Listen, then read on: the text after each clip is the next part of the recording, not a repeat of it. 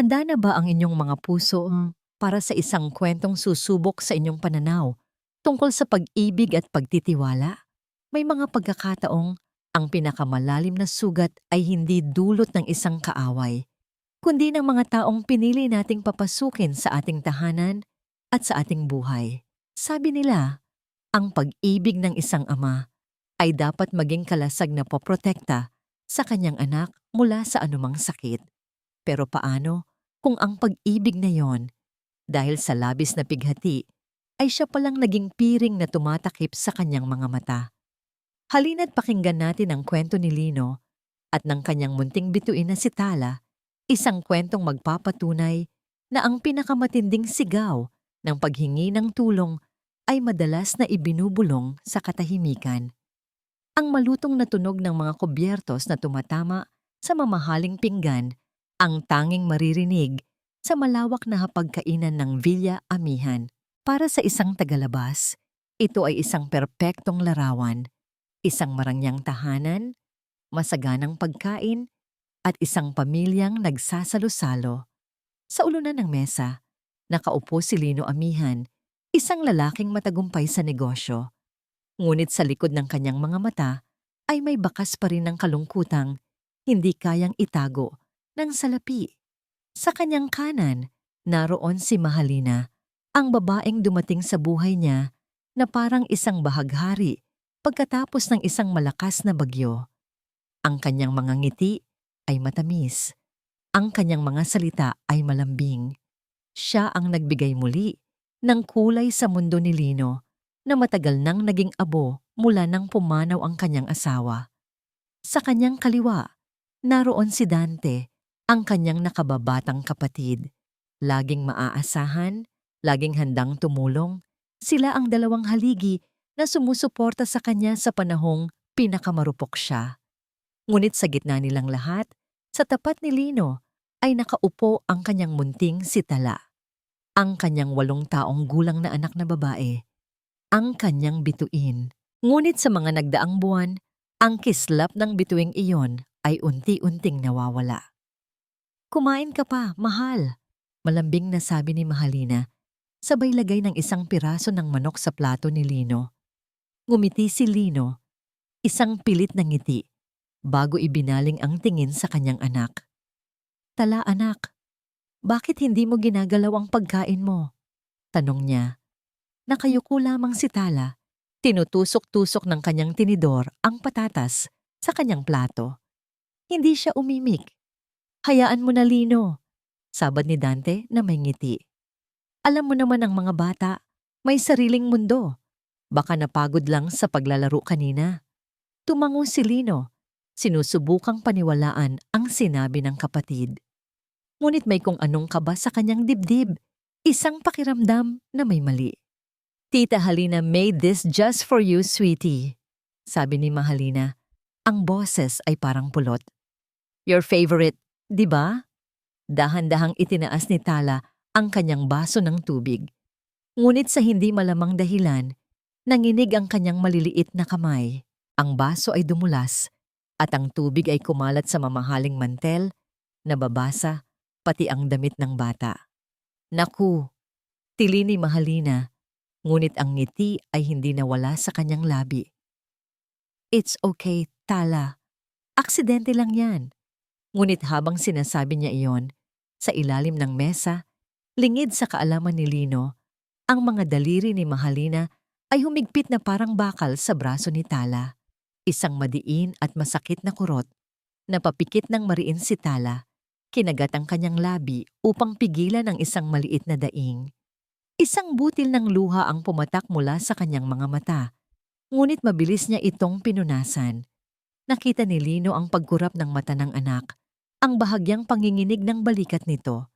Ngunit ang nakita lang niya sa ibabaw ng mesa ay ang matamis na ngiti ni Mahalina habang kinukuha ang napkin para punasan ang natapon na tubig. "Ako na ang bahala dito," sabi ni Mahalina. "Clumsy girl, manang-mana ka talaga sa..." Hindi niya tinapos ang sasabihin, ngunit tumingin siya sa larawan ng yumaong asawa ni Lino na nakasabit sa dingding. Isang kirot ang naramdaman ni Lino. Halina, saway niya ng mahina. I'm just kidding, mahal. Sabi ni Mahalina sabay tawa. Tara, Tala, palitan natin ang damit mo. Hinawakan niya ang kamay ni Tala at hinila patayo. Sa isang saglit, nagtama ang mga mata ni Lino at ng kanyang anak. At sa isang iglap na yon, nakita niya ang isang bagay na matagal na niyang hindi napapansin. Takot. Purong takot. Pagkatapos ng hapunan, pumasok si Lino sa kwarto ni Tala. Naabutan niya itong nakaupo sa gilid ng kama, mahigpit na yakap-yakap ang isang luma at kupas na manikang kuneho. Iyon ang huling regalo ng kanyang ina. Umupo si Lino sa tabi niya. Ang silid ay puno ng mga alaala ni Martha, ang kanyang asawa. Mula sa mga litrato sa dingding hanggang sa amoy ng baby powder na paborito nito. Anak, mahinang sabi ni Lino, may problema ba? Pwede mong sabihin lahat kay Papa. Umiling lang si Tala. Lalong isinubsob ang mukha sa manika. Dahil ba sa nangyari kanina? Sa natapong tubig? Huwag mo nang isipin. Yon, aksidente lang. Pag-aalo ni Lino. Muli, umiling lang ang bata. Ang katahimikan niya ay parang isang pader na hindi kayang gibain ni Lino. Hinaplos niya ang buhok nito. Dati, ang simpleng haplos na yon ay sapat na para mapangiti si Tala. Ngayon, para siyang humahaplos ng isang estatwang bato. Gusto mo bang magbasa tayo ng libro? Yung paborito mo? Umiling sa pangatlong pagkakataon si Tala.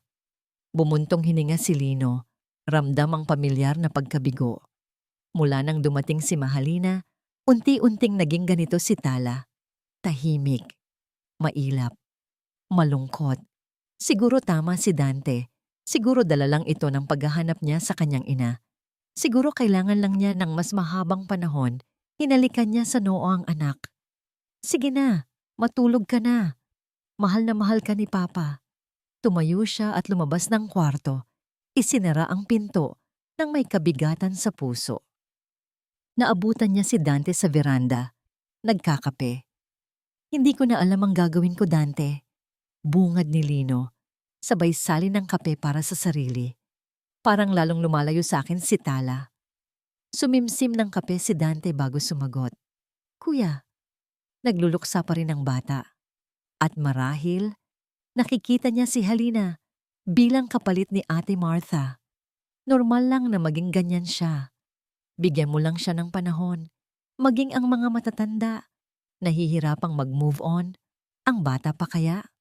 May punto ang kapatid niya. Laging may punto si Dante. Mabait naman si Halina kay Tala. Pagpapatuloy nito, nakikita ko kung paano niya alagaan ang pamangkin ko.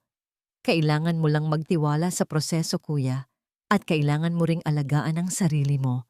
Masyado kang nag-aalala. Tumango si Lino. Oo, siguro nga. Siguro nag-overthink lang siya. Masyado siyang napapagod sa trabaho at sa pighati. Kaya lahat ng maliliit na bagay ay pinalalaki niya. Salamat, Tol. Hindi ko alam ang gagawin ko kung wala ka. Sabi ni Lino, tinapik ang balikat ng kapatid. Ngumiti si Dante. Walang anuman, kuya. Pamilya tayo. Hating gabi na nang magising si Lino. Uhaw na uhaw siya. Dahan-dahan siyang bumangon para hindi magising si Mahalina na mahimbing na natutulog sa tabi niya. Habang naglalakad sa madilim na pasilyo, patungong kusina, napahinto siya sa tapat ng kwarto ni Tala. May naririnig siyang mahinang tunog. Idinikit niya ang kanyang tainga sa pinto. Hikbi. Mga pigil na hikbi. Si Tala ay umiiyak sa kanyang pagtulog. Ang tunog na yon ay parang mga karayom na tumusok sa puso ni Lino. Hindi ito ang iyak ng isang batang nananaginip lang. Ito ang iyak ng isang taong nasasaktan. Hindi na siya nag-isip. Dahan-dahan niyang binuksan ang pinto. Sa tulong ng sinag ng buwan na tumatagos sa bintana, nakita niya si Tala na baluktot sa kama, nanginginig habang umiiyak ng tulog. Ang manikang kuneho ay halos mapitpit sa higpit ng kanyang yakap. Nilapitan siya ni Lino. Puno ng pagsisisi at awa ang kanyang puso. Ano ba siyang klasing ama? Paanong hindi niya nakikita ang sakit na dinadala ng sarili niyang anak? Umupo siya sa gilid ng kama at marang hinaplos ang likod nito. Shh, anak, nandito lang si Papa. Panaginip lang yan. Itinikom ni Tala ang kanyang mga labi. Ngunit patuloy pa rin sa pag-agos ang mga luha sa kanyang mga pisngi. Inayos ni Lino ang kumot upang takpan ang katawan ng anak. At doon, sa sandaling iyon, nahagip ng kanyang mga mata ang isang bagay sa manipis na pulsuhan ni Tala na bahagyang nakalabas mula sa manggas ng pajama nito. Isang munting pasa, bilog, at medyo manilaw-nilaw na. Saglit siyang natigilan. Ang puso niya ay biglang kumabog ng mas mabilis. Isang pasa? Saan ito nanggaling? Dahan-dahan, na parang natatakot na baka ito'y babasaging kristal, hinawakan niya ang munting kamay ng anak. Marahan niyang itinaas ang manggas nito para makita ng mas malinaw. Hindi siya maaring magkamali. Isang pasa nga iyon, maliit lang, ngunit sapat na para magtanim ng isang nakakakilabot na binhi ng pagdududa sa kanyang isipan. Hinaplos niya ang pasa gamit ang kanyang hinlalaki. Sa kanyang pagdikit, naramdaman niya ang bahagyang pag-igtad ng anak kahit ito ay natutulog. Anak! Bulong niya. Ang boses ay halos hindi marinig. Anong nangyari dito? Ang simpleng tanong na yon ay tila isang malakas na kulog na gumising sa diwa ni Tala. Biglang napamulat si Tala. Ang kanyang mga mata ay nanlaki sa gulat at takot na para bang nahuli sa isang kasalanan. Agad niyang binawi ang kanyang kamay mula sa pagkakahawak ni Lino na parang napaso. Papa? Nanginginig niyang tanong. Anak, itong pasa mo. Muling tanong ni Lino. Ang boses ay malumanay, ngunit puno ng pag-aalala. Itinuro niya ang pulsuhan nito. Ngunit bago pa man niya matapos ang kanyang sasabihin, mabilis na ibinaba ni Tala ang kanyang manggas. Itinago ang marka na parang ito ang pinakamadilim na lihim sa buong mundo. Ipinilig niya ang kanyang ulo. Ang mga mata ay nakaiwas sa tingin ng ama. Wala po to, Papa. Halos pabulong niyang sabi. Nadapa lang po ako kanina habang naglalaro. Okay lang po ako. Ang mga salitang yon ay dapat sanang nagpakalma kay Lino, ngunit kabaligtaran ang naging epekto. Ang bilis ng kanyang pagsagot, ang panginginig ng kanyang boses, at ang takot sa kanyang mga mata ay nagsasabi ng ibang kwento. Isang kwentong hindi niya maintindihan, ngunit alam niyang kailangan niyang alamin. Ang simpleng pasa na yon ay hindi na lamang isang pasa. Ito ay isang tandang pananong na sumisigaw sa gitna ng katahimikan ng kanilang tahanan. Kinabukasan, sinubukan ni Lino na isantabi ang nangyari kagabi. Sinabi niya sa sarili na tama si Tala, nadapa lang ito. Ang mga bata ay laging nagkakaroon ng pasa. Ang pag-iyak nito sa pagtulog ay dahil sa pangungulila. Ang takot sa mga mata nito ay dala ng kalungkutan. Paulit-ulit niya itong sinabi sa kanyang isipan na parang isang dasal. Umaasang kung maraming beses niyang uulitin ay magiging totoo ito. Ngunit ang pagtanggi ay parang isang manipis na kumot na may butas. Kahit anong pilit niyang pagtakip, sumisilip pa rin ang malamig na katotohanan. Sa almusal, mas naging mapagmasid si Lino. Bawat galaw, bawat salita, bawat tingin ay tinitimbang niya. Nakaupo si Mahalina sa tabi niya, kasing ganda at kasing bango ng mga bulaklak sa gitna ng kanilang mesa. Ngunit ngayon, ang kanyang mga ngiti ay tila ba may aninong nakatago sa likod. Good morning, my little star! Bati ni Mahalina kay Tala, sabay hawi sa buhok nito. I made pancakes, your favorite. Napansin ni Lino ang bahagyang pag-igtad ni Tala sa haplos ni Mahalina.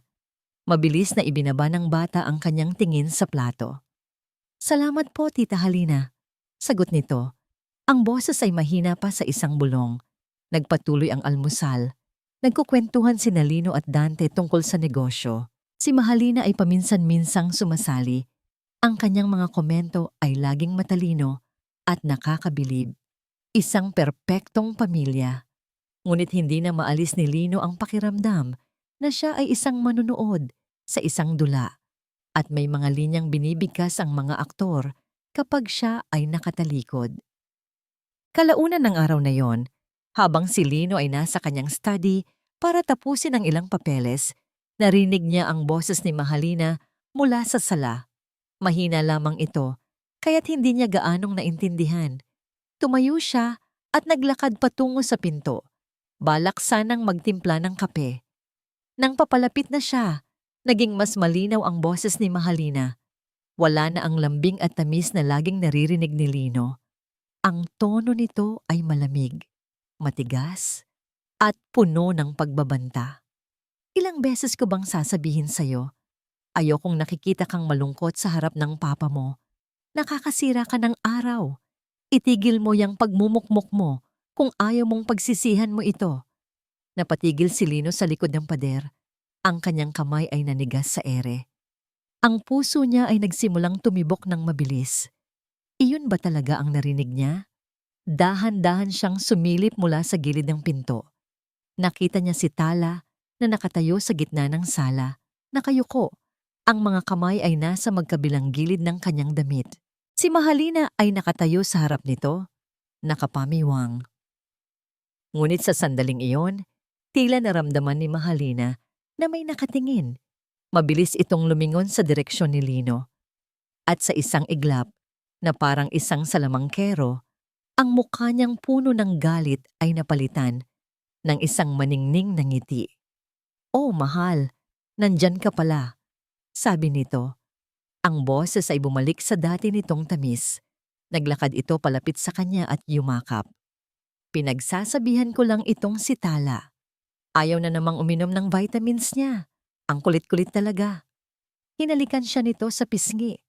Niyakap siya pabalik ni Lino, ngunit ang kanyang mga mata ay nakatuon kay Tala. Nakita niya ang luhang namumuo sa mga mata ng anak bago ito mabilis na tumakbo paakyat sa hagdan. "Siguro guni-guni ko lang yon," bulong ni Lino sa sarili. Sinusubukang kumbinsihin ang sarili habang pilit na ngumingiti kay Mahalina. Ngunit ang binhi ng pagdududa na itinanim ng pasa kagabi ay nagsisimula ng mag-ugat. Ang pagdududang iyon ay lalo pang lumalim nang pumasok si Dante sa kanyang study. May dala itong isang folder ng mga dokumento. "Kuya, pasensya na sa abala. Kailangan mo lang pirmahan ang mga ito para sa bagong investment natin," sabi ni Dante. Inilapag ang folder sa mesa ni Lino.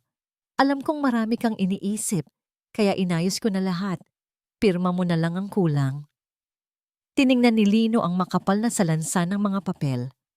Mga kontrata, mga proposal, mga financial statement. Nasanay na siyang magtiwala sa kapatid sa mga bagay na ito. Si Dante ang laging nag-aasikaso ng mga detalye. "Salamat, Dante. Laking tulong ka talaga," sabi ni Lino habang kinukuha ang kanyang pluma. Binuklat ni Dante ang mga pahina para sa kanya. Itinuturo kung saan siya pipirma. Mabilis na pumirma si Lino sa unang 2 pahina. Ngunit sa pangatlong dokumento, isang bagay ang nakakuha ng kanyang atensyon.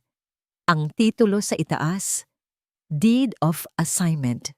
"Teka, ano ito?" tanong niya. "Ah, yan," mabilis na sagot ni Dante. "Standard procedure lang yan, kuya. Kailangan nating i-assign temporarily ang isa sa mga property natin sa pangalan ng holding company para ma-secure ang loan para sa investment. Babalik din yan sa'yo kapag naproseso na. Formalidad lang." Ang paliwanag ni Dante ay lohikal, makinis, walang butas. Ngunit sa kaibuturan ng isip ni Lino, may isang maliit na boses na nagsasabing mag-ingat siya. Tinitigan niya ang kapatid. Ang ngiti nito ay tapat. Ang mga mata nito ay kalmado. "Masyado ka lang nag-iisip, Lino," sabi niya sa sarili. "Kapatid mo yan. Hindi ka niya lolokohin." Sa huli, pumirma siya sa dokumento. kasabay ng pagpirma sa iba pang mga papel. Ngunit pagkaalis ni Dante, kinuha niyang muli ang folder at tinitigan ang kopya ng deed of assignment. Hindi niya maalis ang pakiramdam na para siyang pumirma sa isang bagay na hindi niya lubos na nauunawaan. Ang araw ay nagpatuloy na puno ng tensyon na tanging si Lino lang ang nakakaramdam. Ang huling dagok ay dumating ng hapon na iyon. Habang nagbabasa sa sala, narinig niya ang isang malakas na tunog ng nabasag na bagay mula sa kabilang silid. Sinundan ito ng nakabibinging katahimikan. Agad siyang napatayo at tumakbo patungo sa pinanggalingan ng ingay. Sa sahig, sa gitna ng mga nagkalat na piraso ng porselana, nakaluhod si Tala. Nabasag niya ang paboritong florera ni Martha, ang kanyang yumaong asawa. Si Mahalina ang unang nakarating sa tabi ng bata. Hindi ito sumigaw, hindi ito nagalit. Nakatayo lang ito roon, nakatingin kay Tala na may malamig na ekspresyon sa mukha. "Tita, hindi ko po sinasadya," umiiyak na sabi ni Tala, nanginginig sa takot. Nang makita ni Lino ang itsura ni Mahalina, hindi galit ang nakita niya. Mas malala pa. Isang tingin na puno ng pagkasuklam. Isang tingin na tumagal lang ng isang segundo bago ito napansin ang kanyang presensya. "Oh, Lino," sabi ni Mahalina. Ang boses ay biglang napuno ng pag-aalala. "Huwag kang mag-alala, mahal. Florera lang yan. Ang importante, hindi nasugatan si Tala." Lumuhod ito at niyakap si Tala. "It's okay, sweetie. Don't cry. It's just a thing." Ngunit habang yakap-yakap niya ang umiiyak na bata, tumingin si Mahalina kay Lino at sa mga mata nito, sa kabila ng yakap, nakita ni Lino ang parehong lamig na nakita niya kanina.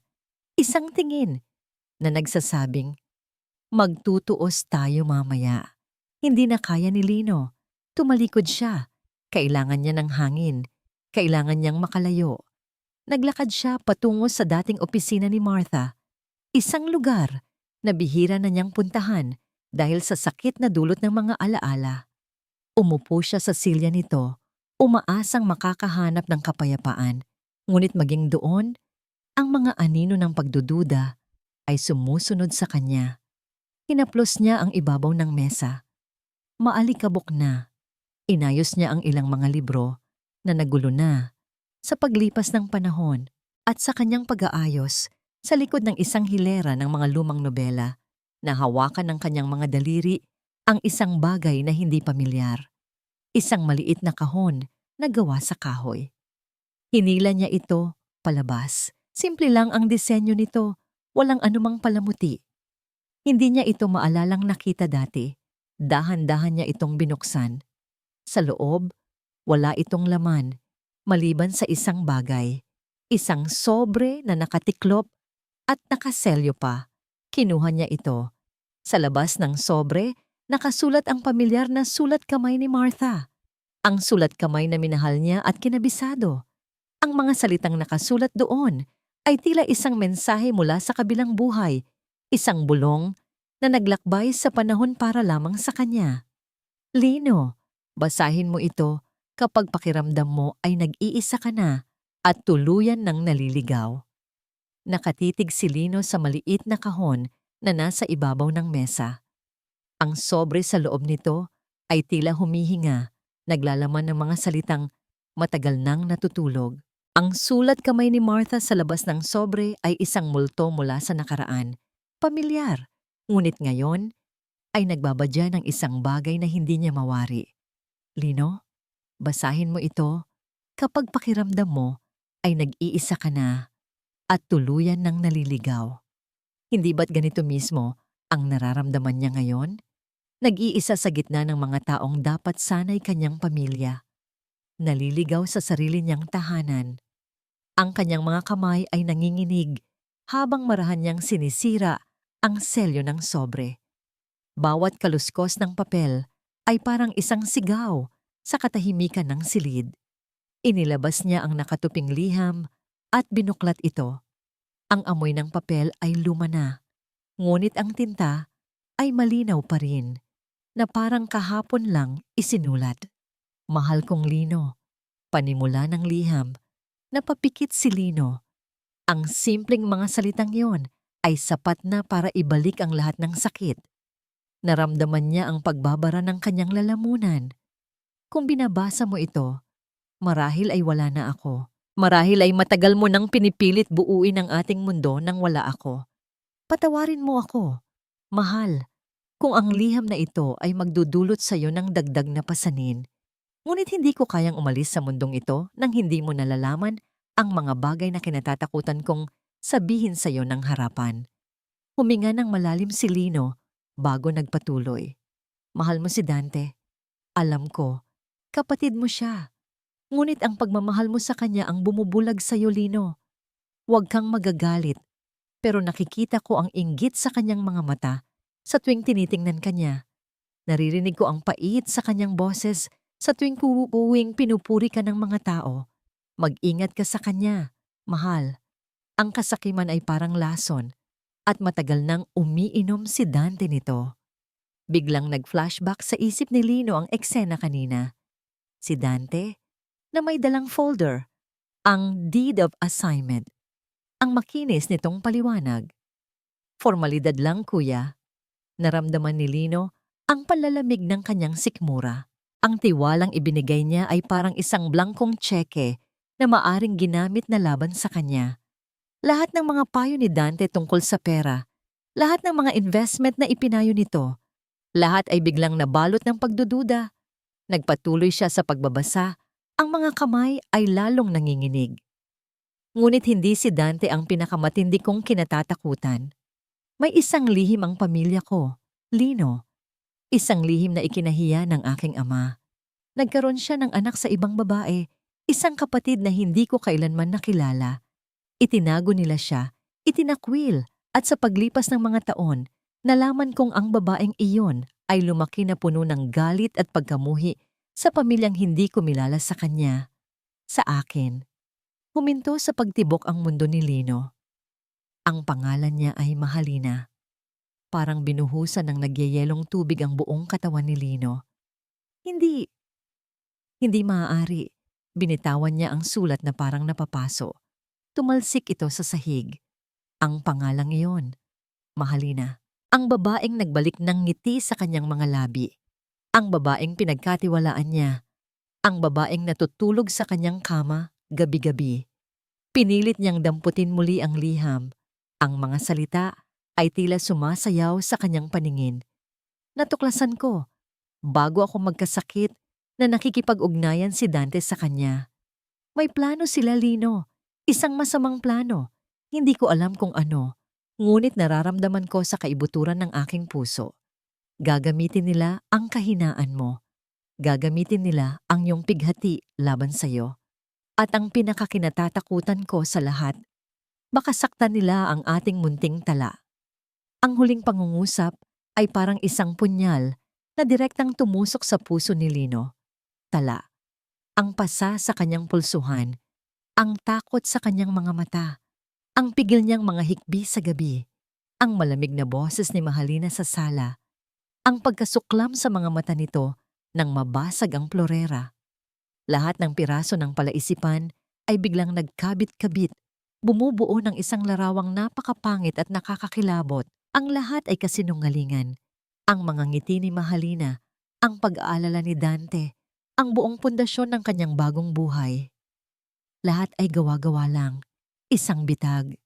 Napatayo si Lino, hilo at parang masusuka.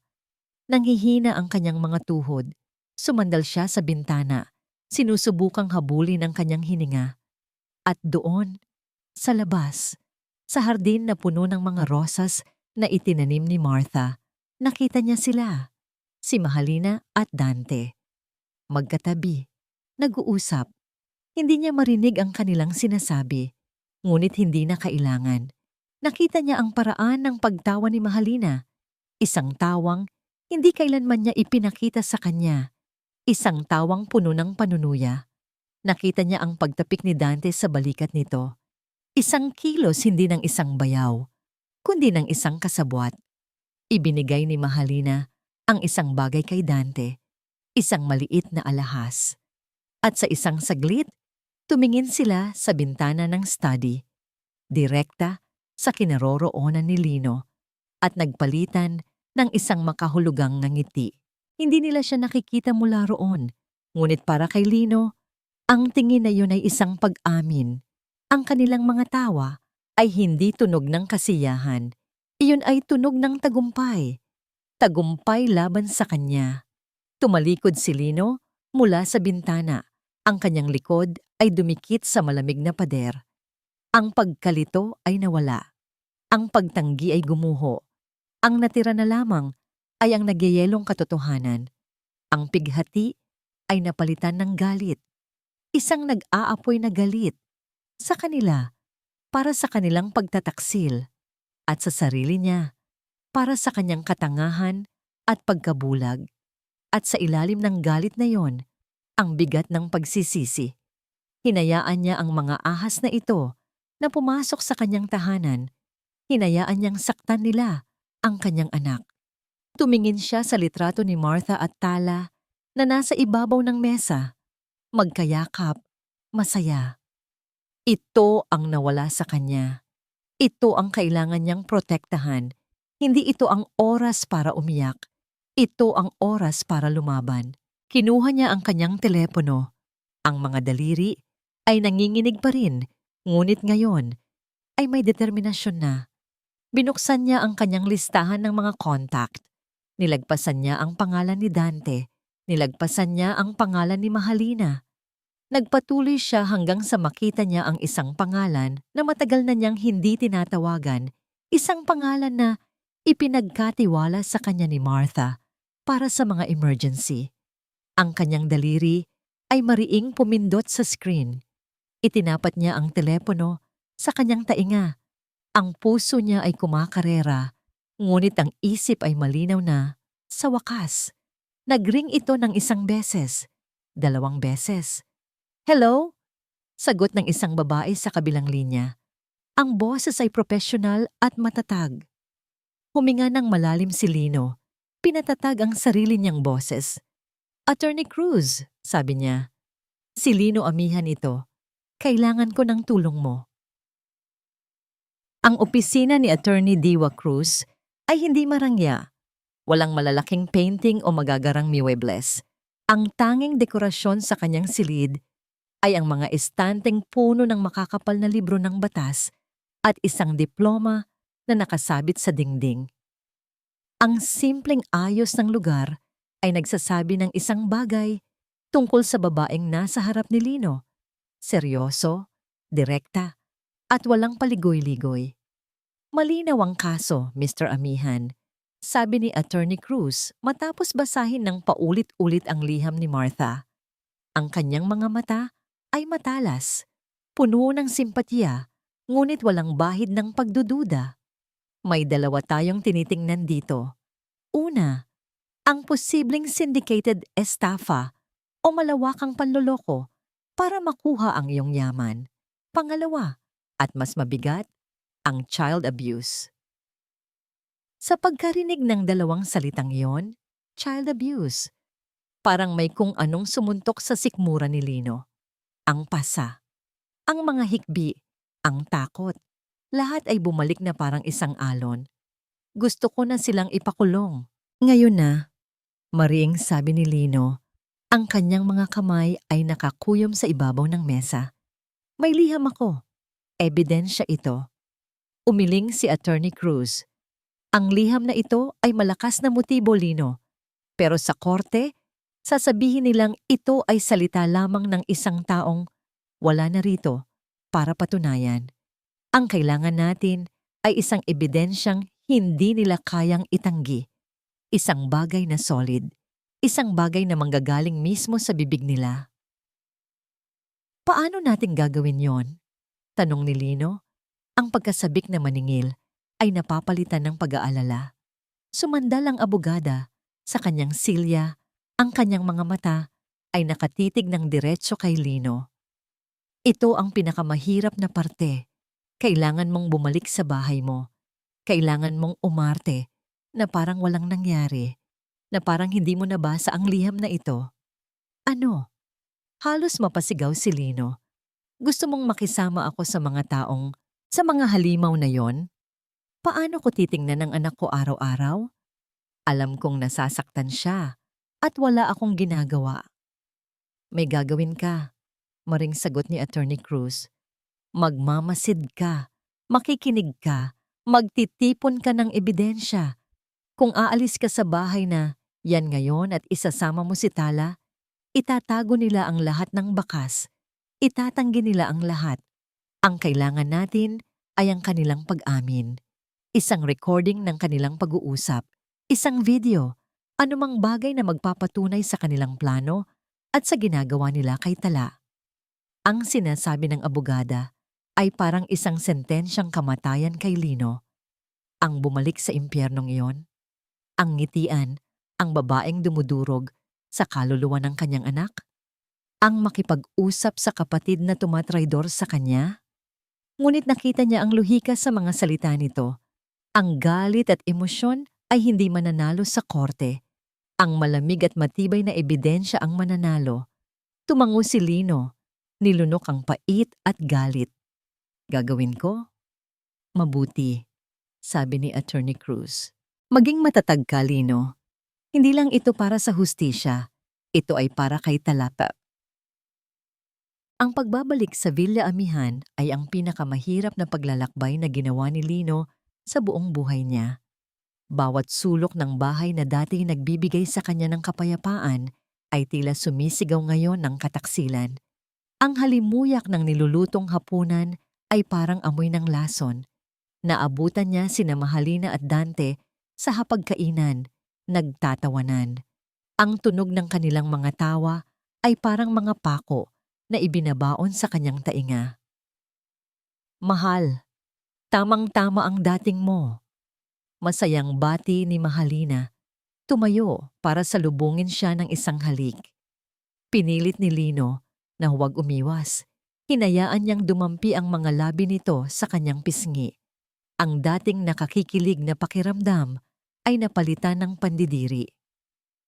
Medyo na-late ako sa meeting. Pagsisinungaling niya, iniluwag ang kanyang kurbata. Okay lang, kuya. Ang importante ay nakauwi ka, sabi naman ni Dante. Maupo ka na't kumain. Ang hapunan ay isang pagpapahirap. Bawat subo ay parang buhangin sa kanyang bibig. Bawat ngiti na ibinibigay niya ay parang isang sugat sa kanyang kaluluwa. Pinanood niya kung paano asikasuhin ni Mahalina ang kanyang plato, kung paano ito magsalita ng malambing. Isa siyang perpektong aktres. At si Dante, panay ang kwento tungkol sa investment na pinirmahan na niya, kung gaano kalaki ang kikitain nila. Isa siyang mahusay na manunulat ng kasinungalingan. Tumingin si Lino kay Tala, tahimik pa rin itong kumakain, nakayuko. Ngunit ngayon, alam na ni Lino kung bakit. Hindi ito kalungkutan, ito ay takot. Nakita niya ang bahagyang panginginig ng kamay nito sa tuwing magsasalita si Mahalina. Nakita niya kung paano nito iwasan ang tingin ni Dante. Kinuyom ni Lino ang kanyang kamao sa ilalim ng mesa. Ang kanyang mga kuko ay bumaon sa kanyang palad. Magtiis ka, Lino, sabi niya sa sarili, para kay Tala. Kempin, kinabukasan, gumawa si Lino ng dahilan para umalis ng bahay mag-isa. Nagmaneho siya papunta sa kabilang bayan, sa isang lugar na hindi pamilyar, kung saan walang makakakilala sa kanya. Humanap siya ng isang maliit at hindi kapansin-pansing electronics shop sa isang sulok ng Maynila. Anong kailangan natin, boss? Tanong ng tindero. Kailangan ko ng pinakamaliit na voice recorder na meron ka. Yung hindi madaling makita, sagot ni Lino. Naglabas ang tindero ng ilang mga gamit. Mayroong parang pluma, parang USB, at isa na kasinliit lang ng butones ng damit. Iyon ang pinili ni Lino. Bumili siya ng 5. Habang nagbabayad, pakiramdam niya ay isa siyang espiya sa isang pelikula. Ngunit ang kanyang misyon ay hindi para sa isang bansa. Ito ay para sa buhay at kaluluwa ng kanyang anak. Nang gabing iyon, Hinintay niyang matulog ang lahat. Dala-dala ang maliit na supot na naglalaman ng kanyang mga sandata. Pumasok siya sa kwarto ni Tala. Mahimbing na itong natutulog, yakap pa rin ang luma nitong manika.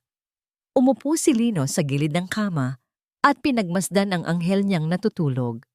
Ang bigat ng kasalanan ay halos dumurog sa kanyang dibdib. Patawarin mo ako, anak. Patawarin mo ako sa aking pagkabulag. Hindi niya napigilan ang sarili. Marahan niyang niyakap ang natutulog na bata. Isinubsob ang kanyang mukha sa buhok nito na amoy shampoo pa ng mga bata. Sa yakap na yon, ibinuhos niya ang lahat ng kanyang pangako, lahat ng kanyang pagsisisi at lahat ng kanyang determinasyon. Patawarin mo si Papa, anak. Bulong niya, ang boses ay basag. Malapit nang matapos to, poprotektahan na kita. Hinalikan niya ito sa noo bago tumayo at tahimik na lumabas ng silid. Panahon na para magtanim. Una niyang pinuntahan ang kanyang study, ang lugar kung saan madalas mag-usap sina Dante at Mahalina tungkol sa negosyo. Kinuha niya ang isa sa mga recording device na kasinliit ng butones. Kinapa niya ang ilalim ng kanyang malaking mesa. Humanap ng isang lugar na madilim at hindi madaling makita. Dinikit niya roon ang maliit na aparato. Pawis na pawis ang kanyang noo. Ang bawat segundo ay tila isang oras. Nang maidikit na niya ito, akmang tatayo na siya nang bigla. Narinig niya ang papalapit na mga yapak sa pasilyo. Sinundan ito ng isang katok sa pinto. Mahal? Ang boses ni Mahalina. Nanigas si Lino sa ilalim ng mesa. Hindi na siya makakatayo sa oras. Bumukas ang pinto. Lino, anong ginagawa mo riyan? Tanong ni Mahalina. Ang boses ay nagtataka. Nakita ni Lino ang kanyang mga paa na nakatayo malapit sa mesa. Anong idadahilan niya? Napatingin siya sa sahig at nakita ang kanyang pluma na nahulog kanina. Mabilis siyang gumapang at dinampot ito. Ah, halina! Sabi niya. Dahan-dahang lumabas mula sa ilalim ng mesa, pinipilit na maging kalmado ang kanyang boses. Nahulog ko lang itong pluma ko. Ang hirap hanapin sa dilim. Itinaas niya ang pluma para ipakita rito. Tinitigan siya ni Mahalina ng ilang segundo. Ang mga mata nito ay tila sinusuri ang bawat galaw niya. Ngumiti ito. Hay nako, mahal. Mag-iingat ka nga. Baka mauntog ka pa riyan. Sabi nito sa malambing na tono. Halika na. Matulog na tayo. Tumango si Lino at sumunod dito palabas ng study. Ang kanyang puso ay kumakarera na parang kabayong takot na takot. Nailusot niya yon. Ngunit alam niyang ito ay simula pa lamang. Ang gyera sa loob ng sarili niyang pamamahay ay nagsimula na. Ang mga sumunod na araw ay isang ehersisyo sa pagpipigil. Bawat umaga, gumigising si Lino na may suot na maskara. Ang maskara ng isang nagluluksa pa ring asawa, isang mapagtiwalang kapatid at isang mapagmahal na nobyo. Ang Villa Amihan, na dati niyang kanlungan, ay naging isang entablado at siya ang pangunahing aktor sa isang mapanganib na dula. Nabubuhay siya sa bibig ng leon at isang maling galaw lang ay maaari siyang lapain ng buo. Ang pinakamasakit sa lahat ay ang makita si Tala na gumagalaw na parang isang anino sa sarili niyang pamamahay. Ang dating masayahing bata na puno ng buhay ay naging isang munting kaluluwang natatakot kahit sa sarili niyang paghinga. At kailangan itong tiisin ni Lino. Kailangan niyang panoorin ang dahan-dahang pagkamatay ng kislap sa mga mata ng kanyang anak habang naghihintay ng tamang pagkakataon. Isang hapon, isang sinag ng pag-asa ang sumilay. Nakita ni Lino si Tala na tahimik na nakaupo sa isang sulok ng sala. Sa kanyang kandungan ay isang pad ng papel at mga Crayola. Gumuguhit siya. Ito ang unang pagkakataon sa loob ng maraming buwan na nakita niya itong gumawa ng isang bagay na dati nitong kinahihiligan. Dahan-dahan siyang lumapit. Maingat na parang isang usa na papalapit sa sapa.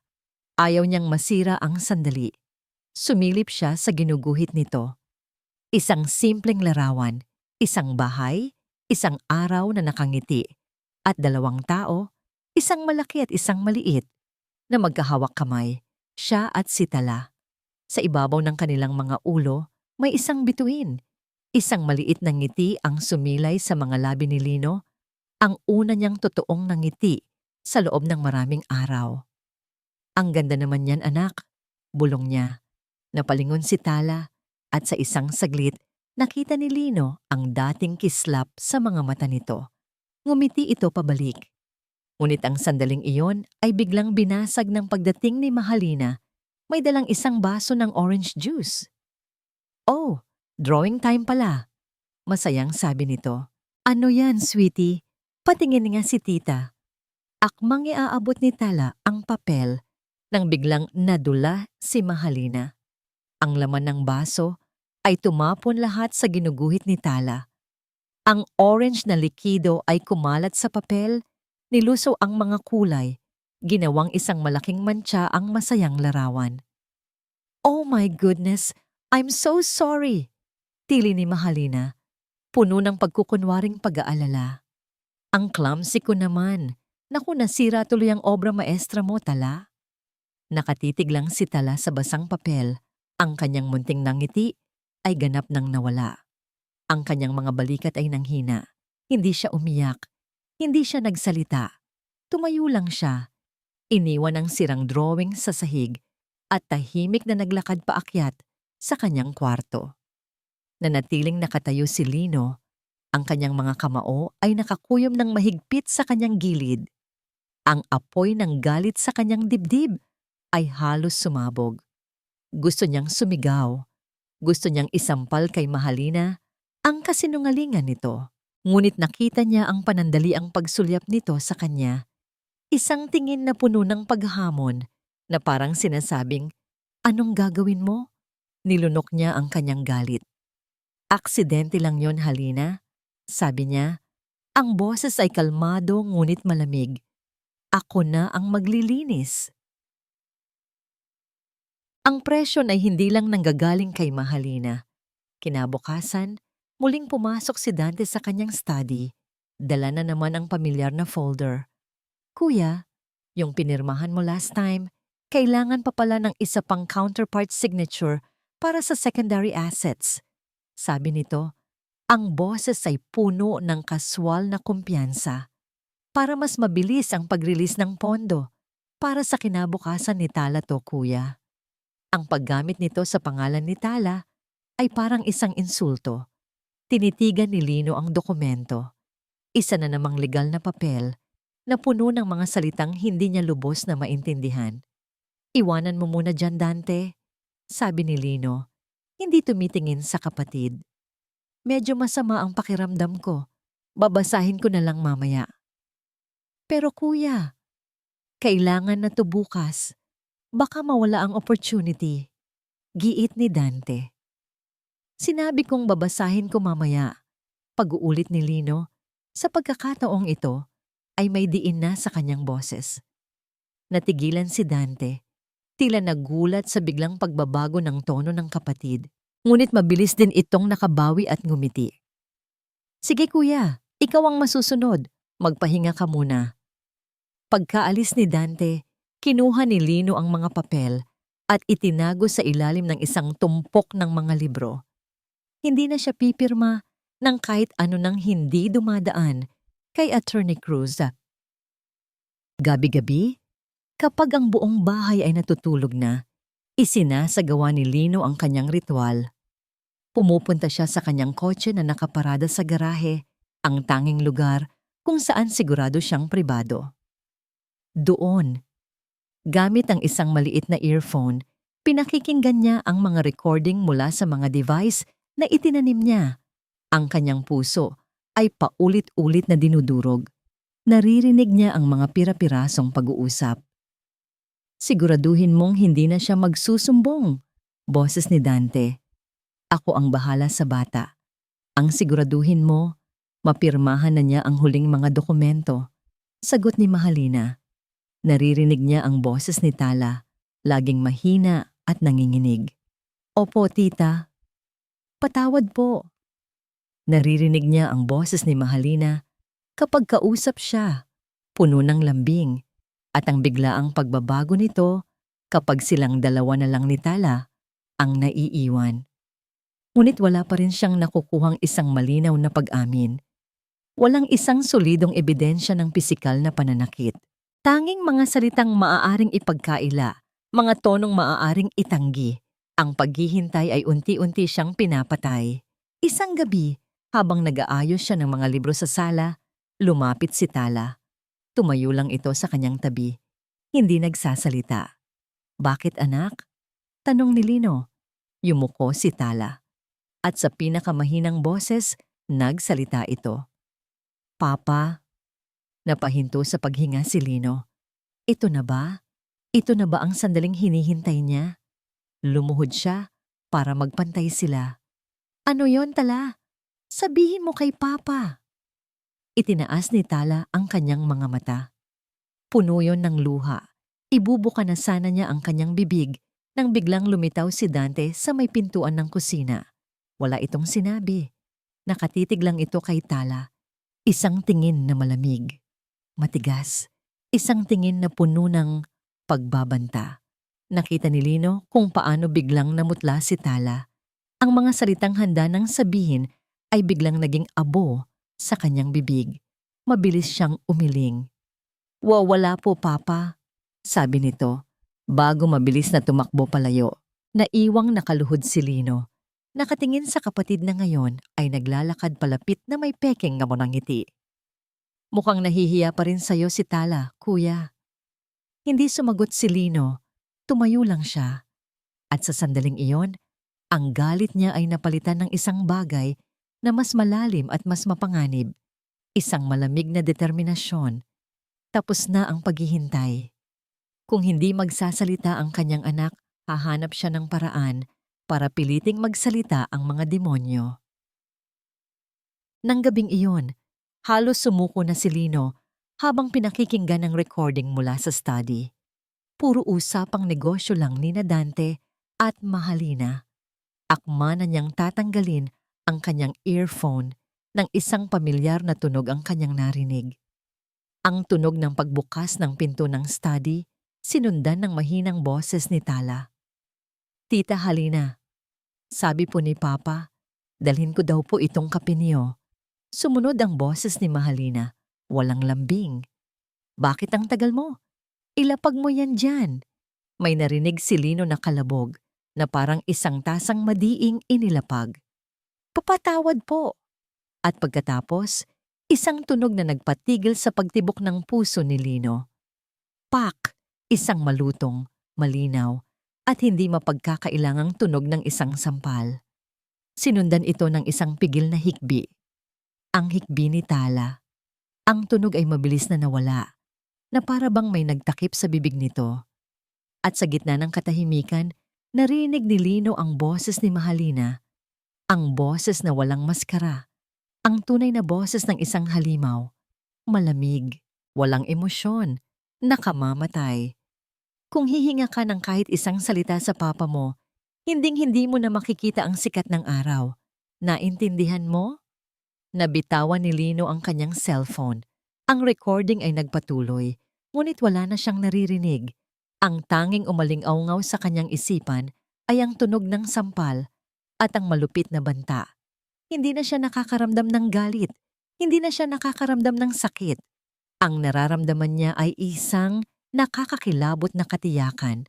Hawak na niya ang espada. At handa na siyang pumatay.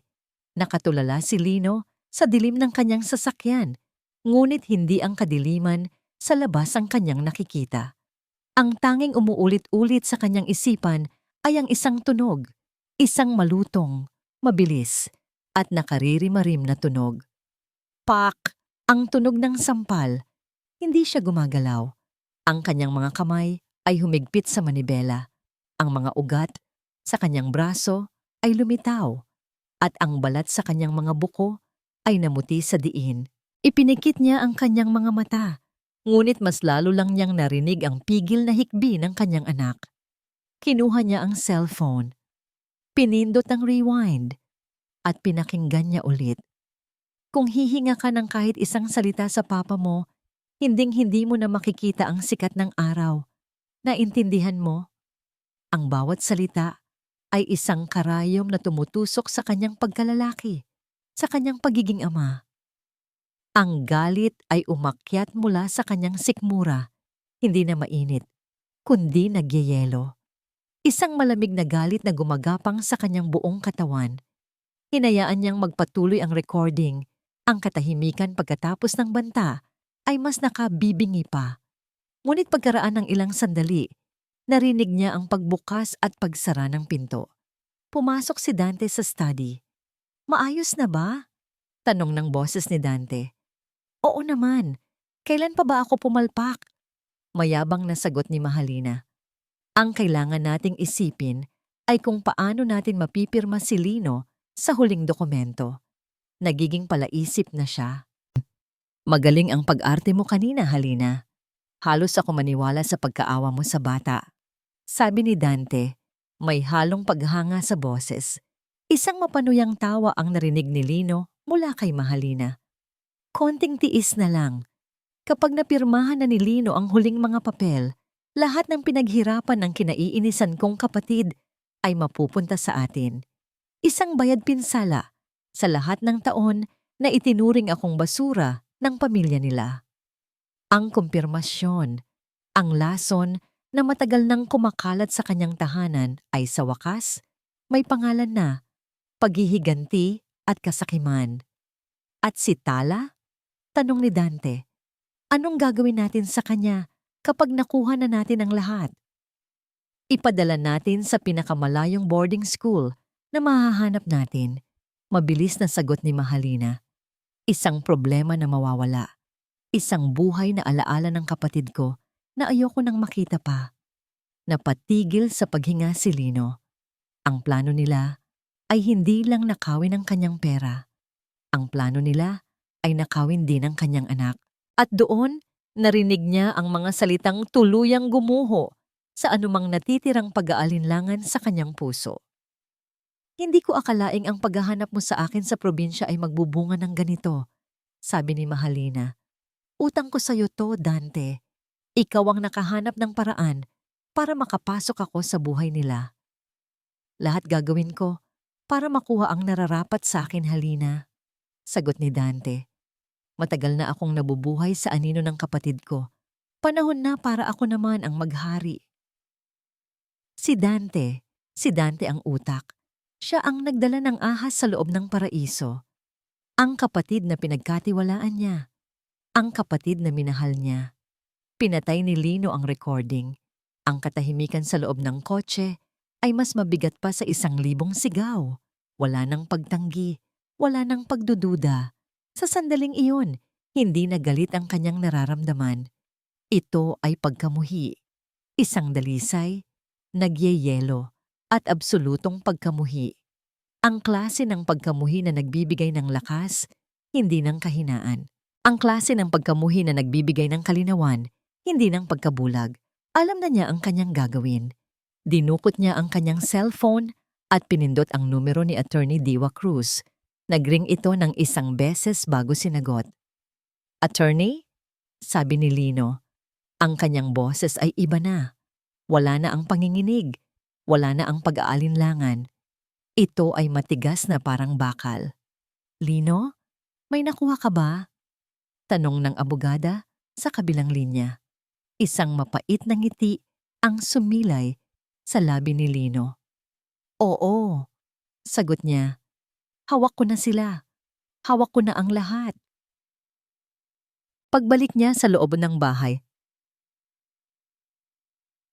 naabutan niya sina Mahalina at Dante sa sala, nag-iinuman ng alak at masayang nagtatawanan.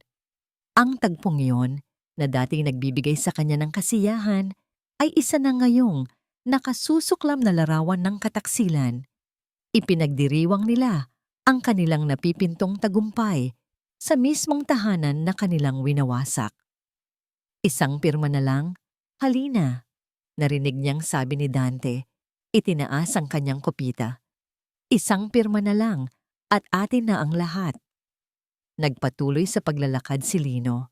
Nang makita nila siya, agad silang tumahimik at ngumiti. Mga ngiting sanay na sanay ng magpanggap. Mahal, bakit gising ka pa? Tanong ni Mahalina. Hindi pinansin ni Lino ang tanong. Nagtungo siya sa silid ni Tala.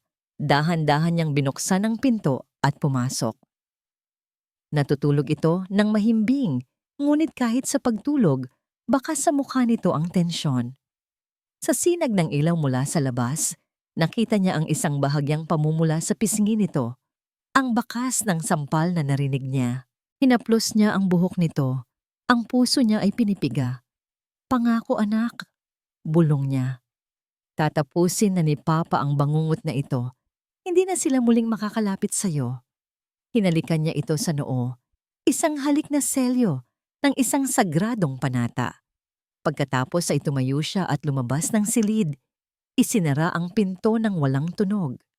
Naglakad siya pabalik sa sala, kung saan naghihintay ang dalawa. Ang kanyang mukha ay kalmado. Ang kanyang mga mata ay walang emosyon, maliban sa isang nakakakilabot na katiyakan. Okay ka lang, mahal? Namumutla ka? Tanong ni Mahalina. Lumalapit sa kanya. Huminto si Lino sa gitna ng silid. Tiningnan niya sila. Una si Mahalina. Pagkatapos ay si Dante. Tinitigan niya sila ng matagal, na para bang ngayon lang niya nakita ang kanilang tunay na anyo. Kailangan nating mag-usap, sabi niya. Ang boses ay patag at malamig. Isang family meeting.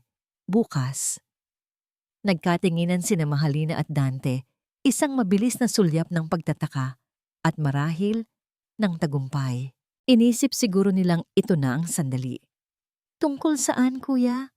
Tanong ni Dante. Sinusubukang itago ang kasabikan. Tumingin si Lino sa kanila at sa pagkakataong ito, isang bahagyang nangiti, isang nangiti na hindi umabot sa kanyang mga mata, ang sumilay sa kanyang labi. Tungkol sa kinabukasan, sabi niya, huminto sandali para mas tumatak ang kanyang mga salita. Ni Tala at ng kumpanya. Ang umaga ay sumikat na may bigat at katahimikan. Para kina Mahalina at Dante, ito ang araw ng kanilang tagumpay. Para kay Lino, ito ang araw ng paghuhukom. Nang bumaba si Lino para sa almusal, sinadya niyang huwag magahit. Nagsuot siya ng luma at gusot na damit. Naglagay siya ng kaunting brandy sa gilid ng kanyang labi para sa amoy. Pumasok siya sa hapagkainan na parang isang sundalong sugatan at handa ng sumuko. Naabutan niya silang dalawa roon, nagkakape. Ang kanilang mga mukha ay maningning sa pag-asam. Nang makita siya, agad silang nag-alala. Isang perpektong pag-arte ng pagmamalasakit. Lino, mahal, anong nangyari sa'yo? Sa lubong ni Mahalina, hinahaplos ang kanyang braso. Hindi ka ba nakatulog ng maayos? Umupo si Lino nang mabigat sa kanyang silya. Tumingin siya sa kanila. Ang kanyang mga mata ay sinadya niyang gawing mapungay at puno ng pagod. Hindi ko na kaya, sabi niya. Ang boses ay mahina at basag. Ang kumpanya, ang mga problema, ang pag-aalaga kay Tala. Masyado nang mabigat. Mula nang mawala si Martha, ipinatong niya ang kanyang mga siko sa mesa at isinubsob ang kanyang mukha sa kanyang mga palad. Isang perpektong larawan ng isang taong wasak. Mula sa siwang ng kanyang mga daliri, nakita niya ang lahat. Nakita niya ang mabilis na pagpapalitan ng tingin ni na Mahalina at Dante. Hindi ito tingin ng awa, ito ay tingin ng tagumpay. Ang pain ay nilamon nila ng buo. Nandito lang kami, mahal, malambing na sabi ni Mahalina, hinahaplos ang kanyang likod. Hindi ka namin pababayaan. Tama si Halina. Kuya, segunda ni Dante, ang boses ay puno ng pekeng sinseridad. Magpahinga ka. Panahon na para kami naman ang mag-alaga sa'yo at sa lahat ng pinaghirapan mo, kami na ang bahala. Oo, sabi ni Lino, itinaas ang kanyang mukha. Kayo na ang bahala. Mamayang gabi, pag-usapan natin. Aayusin na natin ang lahat. Tumango si Mahalina, isang matamis na ngiti ang gumuhit sa kanyang mga labi. Siyempre, mahal. Ano man ang gusto mo. Sa buong araw na yon, ipinagpatuloy ni Lino ang kanyang pag-arte.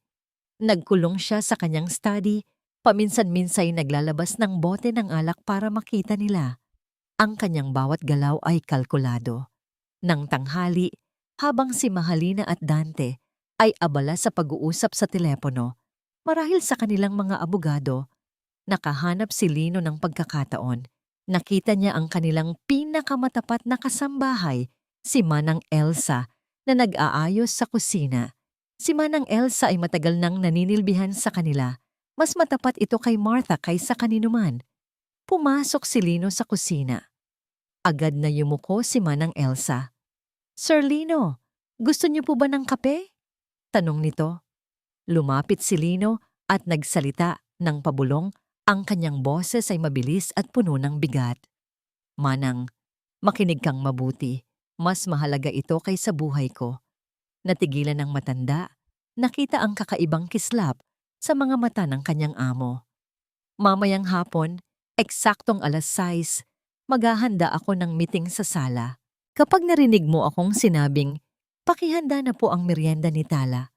Ano man ang mangyari, kunin mo si Tala. Idiretso mo siya sa likod bahay. May sasakyang naghihintay doon. Huwag kang lilingon. Huwag kang titigil. Iligtas mo ang anak ko, Manang Elsa. Pakiusap." Hinawakan ni Lino ang braso ng matanda. Naramdaman niya ang panginginig nito. Nakita niya ang pagkalito. Pagkatapos ay ang pag-unawa. At sa huli, ang katapatan sa mga mata nito. Tumango ito ng mariin. "Masusunod po, Sir Lino." Halos hindi marinig na sagot nito. Bumalik si Lino sa kanyang study na parang walang nangyari. Ang unang bahagi ng plano ay naisagawa na. Pagsapit ng 5:00, pumasok siya sa banyo. Kinuha niya ang kanyang cellphone at tinawagan si Attorney Cruz. "Ready na ba ang lahat?" tanong ni Lino. Ang boses ay pabulungo. "Nakahanda na kami," sagot ng abogada sa kabilang linya. Ang kanyang boses ay kalmado at nagbibigay ng lakas.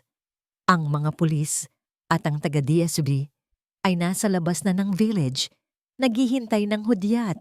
Tandaan mo, Lino, kailangan nilang mahuli sa akto. Kailangan nilang aminin o ipakita ang kanilang intensyon. Maging matatag ka. "Gagawin ko," sabi ni Lino. "Kapag sinimulan mo na ang pag-uusap tungkol sa mga dokumento, papasok na kami." Paglilinaw ng abogada. "Good luck, Lino." Ibinaba ni Lino ang tawag. Tumingin siya sa kanyang sarili sa salamin. Ang lalaking nakatingin pabalik ay pagod at mukhang talunan, ngunit ang kanyang mga mata ay nag-aapoy. Ito na ang huling pagtatanghal. 6:00 ng gabi. Ang sala ng Villa Amihan ay nababalot ng isang kakaibang tensyon. Nakaupo si Lino sa isang malaking silya. Sa kanyang harapan ay isang maliit na mesa. Sa kabilang panig, magkatabing nakaupo sina Mahalina at Dante. Ang kanilang mga muka ay hindi maitago ang pananabik. Para silang mga buwitreng naghihintay sa huling hininga ng kanilang biktima. "Salamat sa pagpunta niyo sa panimula ni Lino." Ang kanyang boses ay pagod. "Gaya ng sabi ko kaninang umaga, oras na para harapin ang katotohanan. Pagod na ako." Lumapit si Mahalina, akmang hahawakan ang kanyang kamay, ngunit itinaas ni Lino ang kanyang palad para pigilan ito. Tumingin siya sa direksyon ng kusina.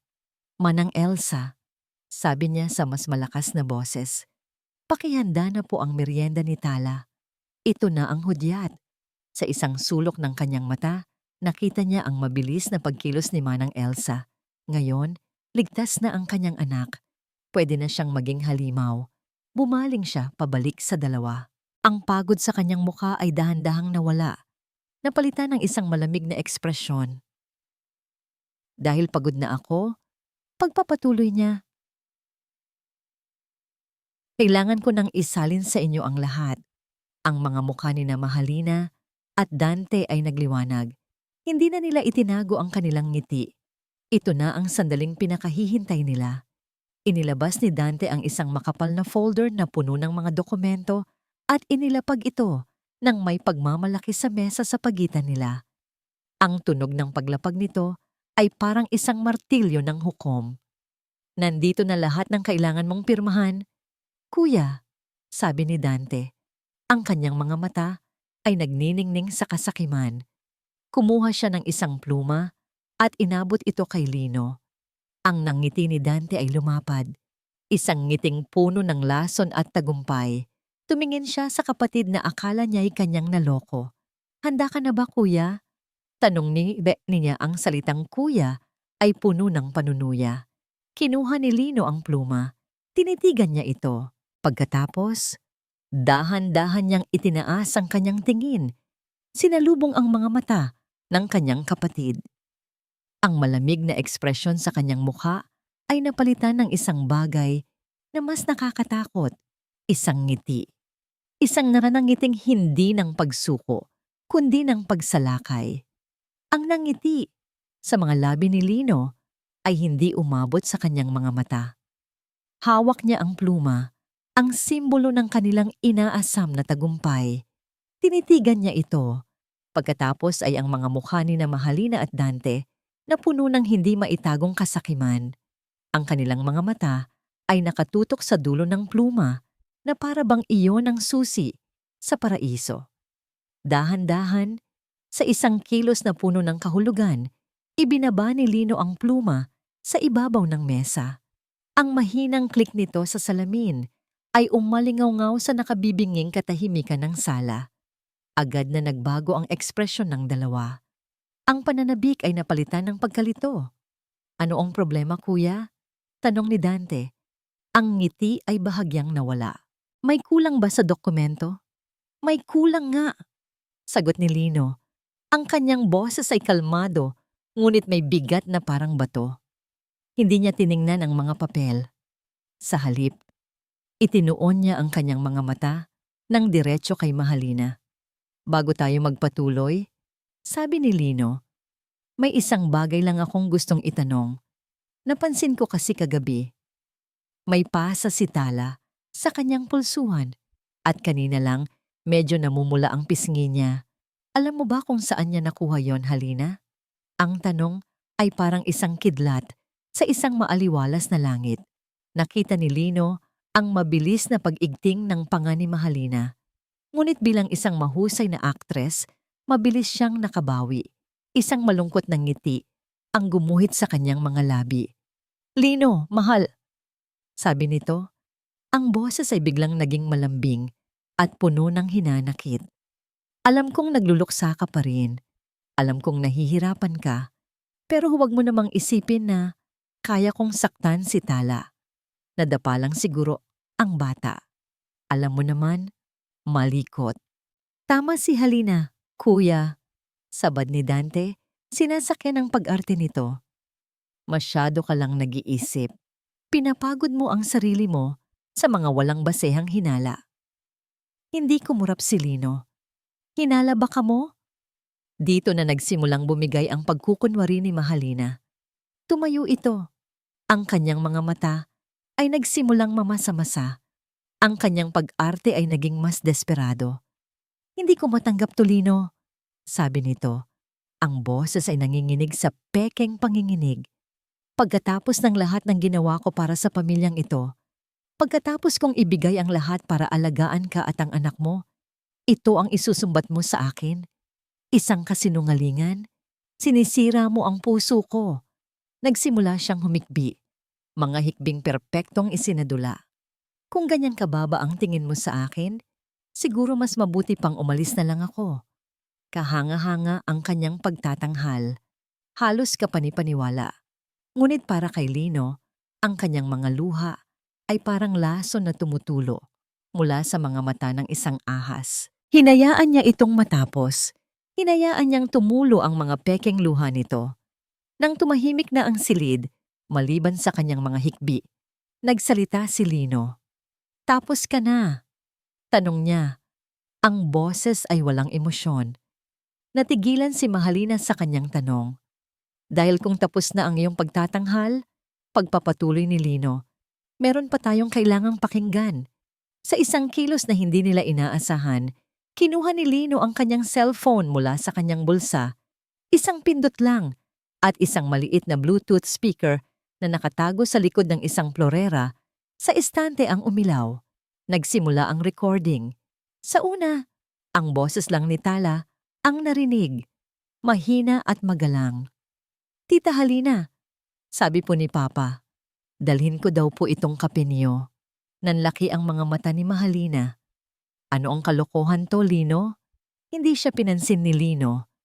Ang kanyang mga mata ay nakatutok sa kanilang mga reaksyon habang ang sarili nilang mga kasamaan ay umalingaw-ngaw sa loob ng marangyang sala. Narinig nila ang malamig na boses ni Mahalina. Bakit ang tagal mo? Ilapag mo yan dyan. At pagkatapos, ang tunog na sumira sa mundo ni Lino. Pak! Ang tunog ng sampal. Malakas, malinaw. Hindi maipagkakaila. Nakita ni Lino ang kulay na unti-unting nawala sa mukha ni Mahalina. Maging si Dante ay napanganga, ang kanyang kumpiyansa ay biglang naglaho na parang bula. At ang huling pako sa kanilang kabaong. Ang boses ni Mahalina, puno ng lason. Kung hihinga ka ng kahit isang salita sa papa mo, hinding-hindi mo na makikita ang sikat ng araw. Naintindihan mo? Ang katahimikan. At pagkatapos, ang pagpasok ni Dante, ang kanilang buong pag-uusap, ang pag-amin sa plano, ang pagbanggit sa pagpapadala kay Tala sa malayo. Ang pagbubunyag na si Dante ang nagplano ng lahat. Bawat salita ay isang dagok. Bawat pangungusap ay isang pako. Ang kanilang mga mukha ay nagbago mula sa pagkalito, patungo sa pagkabigla, pagkatapos ay sa purong takot. Nang matapos ang recording, ang katahimikan ay mas mabigat pa kaysa dati. Ang takot sa mukha ni Mahalina ay biglang napalitan ng galit ng isang hayop na nakulong. Hayop ka! Sigaw niya akmang susugurin si Lino. Ngunit bago pa man siya makakilos, isang malakas na tunog ang pumuno sa silid. Ang tunog ng mabigat na pintuan sa harap na bumubukas. Sabay-sabay silang napalingon. Nakatayo roon si Attorney Diwa Cruz. Ang kanyang mukha ay seryoso at matatag. Sa likod niya, 2 unipormadong pulis ang pumasok. Ang kanilang presensya ay agad na nagpabigat sa hangin. Ang tingin ni na Mahalina at Dante ay napako sa mga pulis. Ang kanilang mga mukha ay larawan ng pagkatalo at kawalan ng pag-asa. Naglakad si Attorney Cruz papasok sa silid. Huminto siya sa gitna. Ang kanyang mga mata ay diretso at walang takot na nakatingin sa dalawa. Dante Amihan at Mahalina Reyes, sabi niya, ang kanyang boses ay malinaw at matunog sa buong silid. Iniimbitahan namin kayo sa presinto para sa ilang mga katanungan. Lumapit ang mga pulis. Hinuhuli kayo para sa salang paglabag sa Republic Act 7610 o Child Abuse at Attempted Estafa. Ang huling salita ni Attorney Cruz ay parang isang martilyong humampas, nagpapatibay sa katapusan ng lahat. Sa isang iglap, ang imahe ng kapangyarihan at pagiging sopistikada ni na Mahalina at Dante ay gumuho. Ang natira ay 2 taong nakulong. Ang kanilang mga mata ay nagliliyab sa magkahalong takot at galit. Hindi niyo pwedeng gawin to, sigaw ni Mahalina. Nagpupumiglas habang nilalapitan siya ng isang pulis. Ang kanyang boses, na dati parang musika sa pandinig ni Lino, ay isa na ngayong nakatutulig na ingay ng isang nagwawalang hayop. Lino, sabihin mo sa kanila, manloloko ka. Pagbabayaran mo to. Pinilit siyang pusasan ng pulis. Ang tunog ng paglak ng bakal ay malutong at pinal. Sa kabilang banda, si Dante ay hindi kumibo. Hindi siya sumigaw. Hindi siya nagpumiglas. Habang pinupusasan siya ng isa pang pulis, ang kanyang mga mata ay hindi humiwalay sa pagkakatitig kay Lino.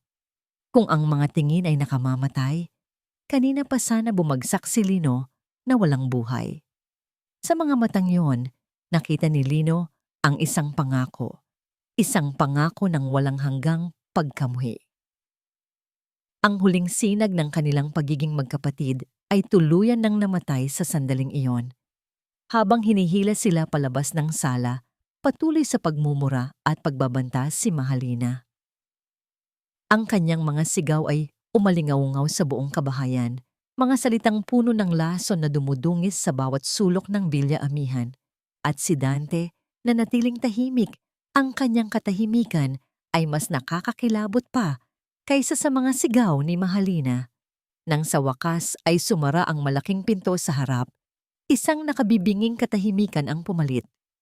Ang katahimikan ay mas mabigat, mas nakapanghihina kaysa sa ingay kanina. Pakiramdam ni Lino, ang buong bahay ay huminga ng maluwag. Ngunit kasabay nito, gumuho rin. Ang adrenaline na nagpatatag sa kanya sa mga nagdaang oras ay biglang nawala.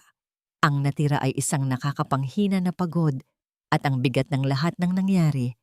Napahawak siya sa likod ng isang silya para suportahan ang sarili. Ang dating marangyang sala na puno ng mga alaala, mga pekeng alaala, ay isa na ngayong crime scene sa kanyang mga mata. Lino. Ang mahinahong boses ni Attorney Cruz ang pumutol sa katahimikan. Lumapit ito sa kanya, kasama ang isang babaeng hindi pamilyar kay Lino. Marahil ang taga-DSWD na sinasabi nito. Tapos na ang isang laban, sabi ng abogada. Tumango si Lino, ngunit ang kanyang mga mata ay ligaw. May kulang. May isang bagay na mas mahalaga kaysa sa lahat. Si Tala, sabi niya, ang kanyang boses ay naging isang nababalisa na bulong. Nasaan si Tala? Hindi na niya hinintay ang sagot. Bigla siyang tumakbo. Ang kanyang pagod ay napalitan ng isang bagong alon ng takot. Umakyat siya sa hagdan, 2 baitang sa bawat hakbang. Tala! Anak! Sigaw niya. Pumasok siya sa kwarto nito. Walang tao. Ang kama ay maayos pa. Ang manikang kuneho ay nakaupo sa ibabaw ng unan. Tahimik na nakamasid. Bumalik siya sa pasilyo, ang kanyang puso ay kumakarera. Manang Elsa. Doon, sa dulo ng pasilyo, sa harap ng isang malaking bintana, nakita niya sila. Si Manang Elsa, nakatayo, at sa likod ng kanyang saya, nakatago ang isang munting figura. Si Tala, nanginginig. Dahan-dahang lumapit si Lino. Bawat hakbang niya ay maingat, na parang lumalakad sa ibabaw ng napakanipis na yelo. Nakita niya ang takot sa mga mata ng anak. Nang sumilip ito, mula sa likod ni Manang Elsa. Takot pa rin. Takot sa kanya. Ang realisasyong yon ay mas masakit pa kaysa sa kataksilan ni Dante at Mahalina. Huminto siya ilang talampakan mula sa kanila. At doon, sa gitna ng malawak na pasilyo, dahan-dahan siyang lumuhod. Ibinaba niya ang kanyang sarili hanggang sa maging mas maliit siya. Hindi na isang nakakatakot na figura, kundi isang amang nagsusumamo. Itinaas niya ang kanyang mga kamay. Ang mga palad ay nakabukas. Isang senyales ng pagsuko. Tala, anak ko. Sabi niya, ang kanyang boses ay basag at puno ng luha na hindi na niya kayang pigilan. Ang luha ng isang ama na nabigo. Pipatawarin mo si Papa. Patawad kung hindi kita naprotektahan. Patawad kung naging bulag ako. Patawad, anak. Patawad. Hindi niya mahanap ang mga tamang salita. Ang tanging kaya niyang gawin ay ulit-ulitin ang salitang yon. Ang salitang kumakatawan sa bundok ng pagsisisi na dumadagan sa kanyang kaluluwa. Nakatitig lang si Tala. Ang kanyang maliliit na kamay ay mahigpit na nakakapit sa damit ni Manang Elsa. Ang kanyang dibdib ay mabilis na tumataas baba. Nanginginig pa rin siya, ngunit sa pagkakataong ito, nang iabot ni Lino ang kanyang nanginginig na kamay, hindi siya umiwas, hindi siya umatras, nanatili siyang nakatayo. At dahan-dahan, itinaas niya ang kanyang tingin at sinalubong ang mga mata ng kanyang ama. Sa loob ng mga matang yon, Nakita pa rin ni Lino ang takot. Ngunit sa ilalim ng takot, sa pinakakaibuturan may isang bagay na sumilay. Isang maliit, nanginginig. Ngunit hindi maikakailang na kislap. Ang kislap ng pag-asa. Sa sandaling iyon, ang babaeng kasama ni Attorney Cruz ay dahan-dahang lumapit. Ang kanyang boses ay mahinahon at puno ng pag-unawa. Mr. Amihan, sabi nito, ako po si Gengen Reyes mula sa DSWD. Dahan-dahang tumayo si Lino, hindi inaalis ang tingin sa kanyang anak. Ang pagdakip sa kanila ay katapusan lang ng legal na laban, malumanay na pagpapatuloy ng social worker. Ang totoong paglalakbay ninyo. Ngayon pa lang po magsisimula. Ang paghilom ay nangangailangan ng panahon. Ilang linggo ang lumipas.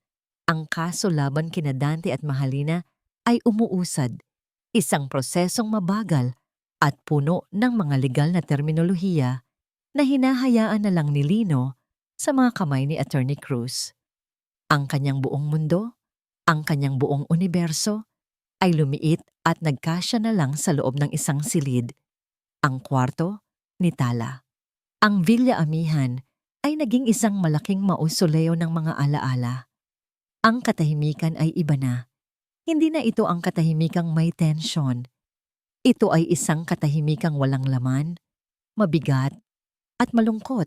Ipinagbawal ni Lino ang pagpasok ng sinuman sa dating study, sa sala, mga lugar kung saan ang kasinungalingan ay namulaklak.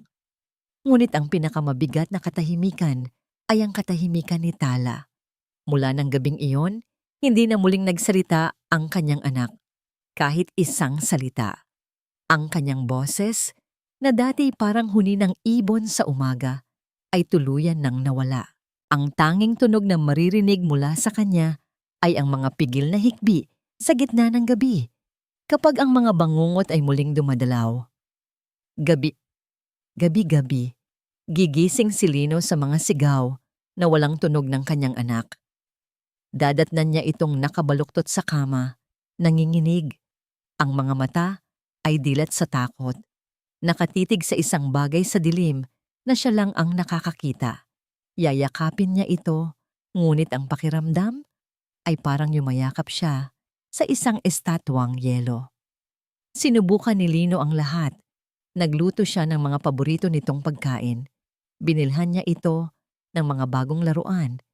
Binasa niya ang mga dati nilang paboritong libro. Ngunit si Tala ay nanatiling isang manikang may sirang tali. Gumagalaw, humihinga, ngunit walang kaluluwa. Mr. Amihan, sabi sa kanya ni Gengar Reyes ang social worker sa telepono, ang trauma ay hindi parang lagnat na ginagamot ng gamot. Ito ay isang sugat sa kaluluwa at kailangan niya ng tulong para maghilom. Doon niya narinig ang isang pangalan. Isang pangalan na naging dasal niya. Hiraya Wellness Center. Wellness Center. Ang Hiraya Wellness Center ay hindi mukhang ospital. Nakatayo ito sa isang tahimik na lugar sa labas ng lungsod. Napapaligiran ng malalaking puno at isang hardin na puno ng mga bulaklak. Ang hangin ay malinis. Ang sikat ng araw ay malayang pumapasok sa malalaking bintana. Ito ay isang lugar ng kapayapaan. Ngunit para kay Lino, ang pagpasok doon, kasama ang kanyang tahimik na anak, ay parang pag-amin sa kanyang pinakamalaking kabiguan.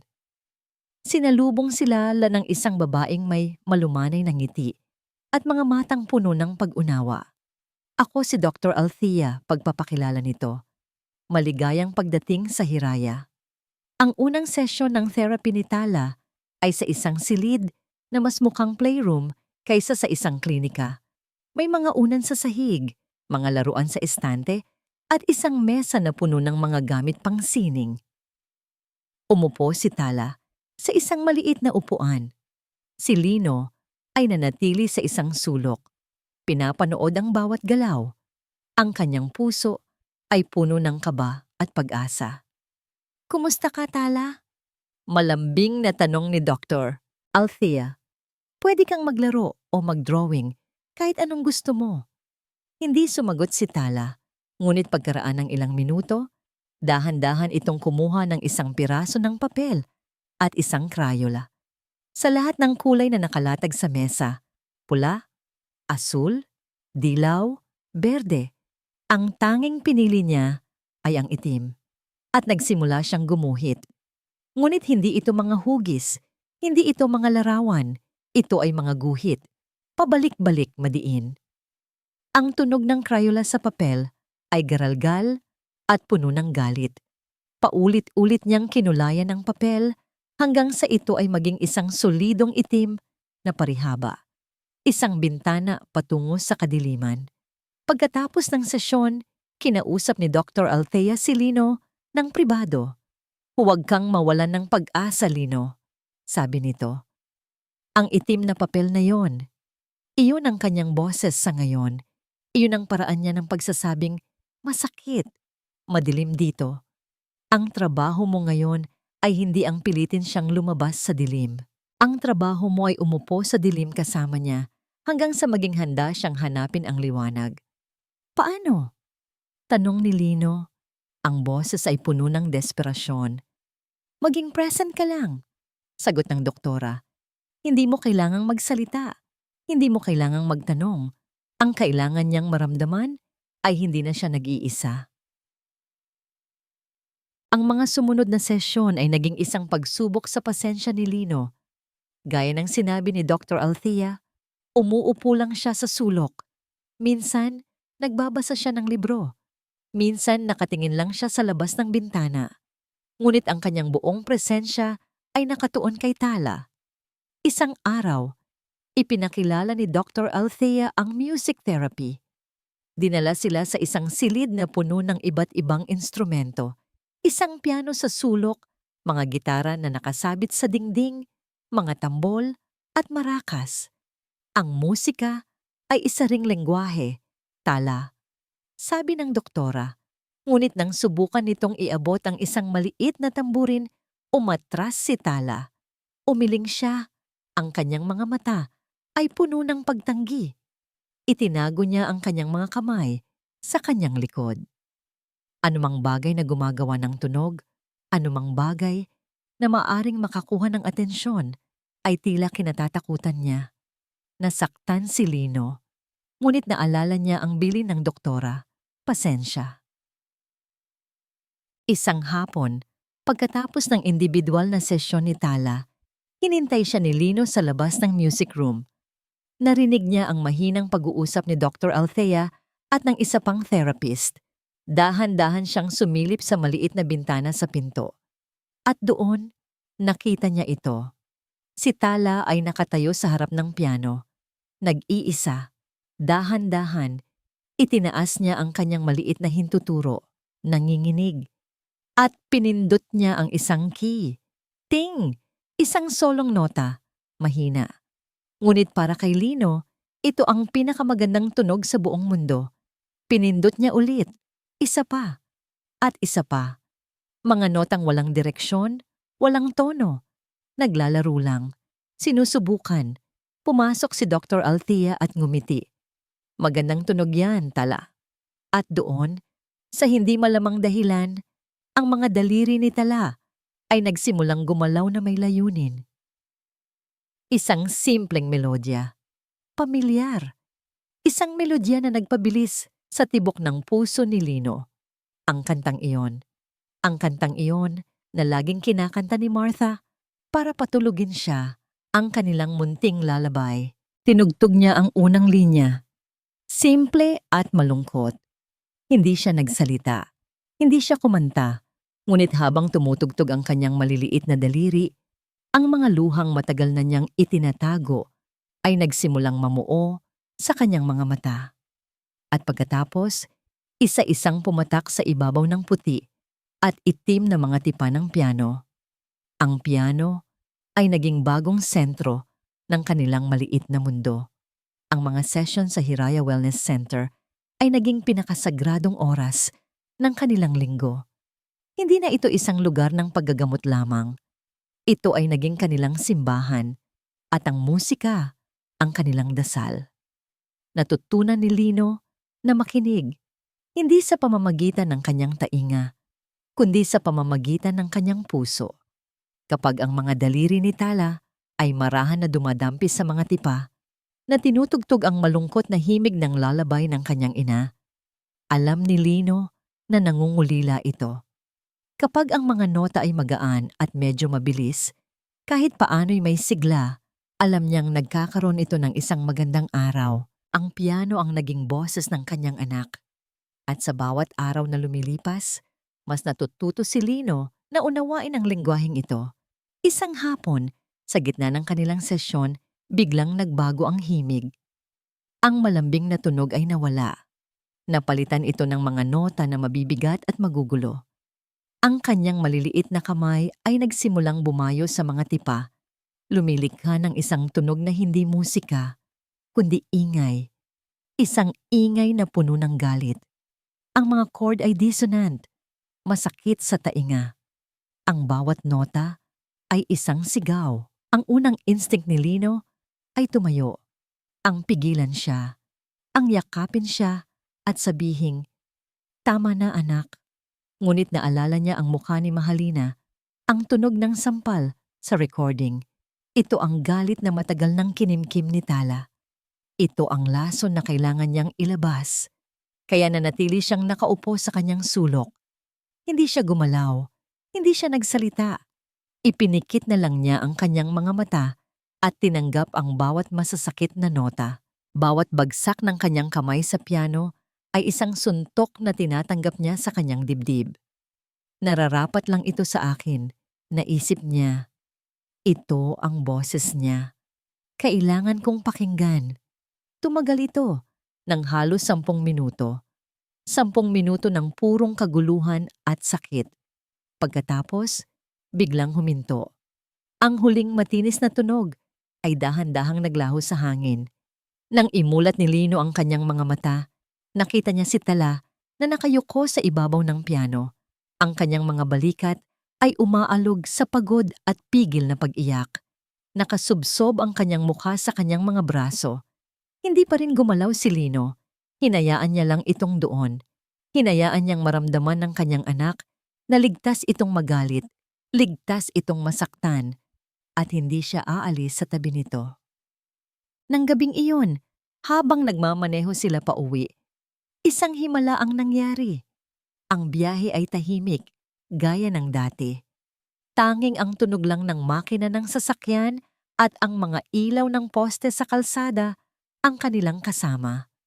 Nakatingin lang si Lino sa daan, habang si Tala naman ay nakatanaw sa labas ng bintana. At mula sa katahimikan, isang napakahinang boses ang bumasag dito. "Papa?" Halos mapapreno si Lino. Ang kanyang puso ay biglang tumalon sa kanyang lalamunan. Napatingin siya sa rearview mirror. Nakita niya ang mga mata ng kanyang anak na nakatingin sa kanya. Ang boses na yon, mahigit 2 buwan na niya itong hindi naririnig. Anak?" Halos mautal niyang sagot. Nag-iwas ng tingin si Tala, muling tumingin sa labas ng bintana. Akala ni Lino ay tapos na baka guni-guni niya lang yon. Ngunit pagkaraan ng ilang sandali, muli itong nagsalita. Mas malinaw sa pagkakataong ito.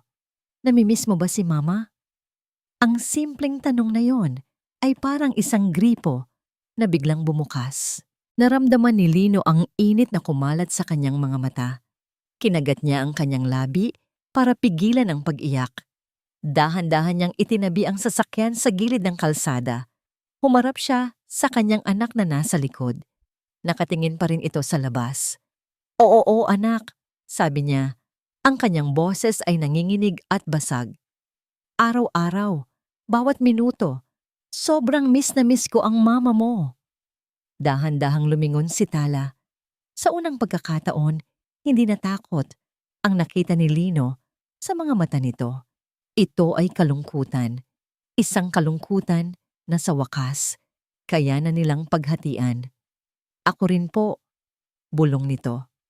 At sa gabing iyon, sa loob ng nakatigil na sasakyan sa gilid ng isang madilim na kalsada, nag-usap sila. Hindi tungkol sa mga halimaw, hindi tungkol sa sakit. Nag-usap sila tungkol kay Martha. Pag-uwi nila, may ginawa si Lino. Umakyat siya sa attic at ibinaba ang isang malaking, maalikabok na kahon. Ang kahon na naglalaman ng lahat ng kanilang mga photo album. Umupo sila sa sahig ng sala, magkatabi. Binuklat ni Lino ang unang pahina. "Tingnan mo to," sabi niya. Itinuturo ang isang kupas na litrato.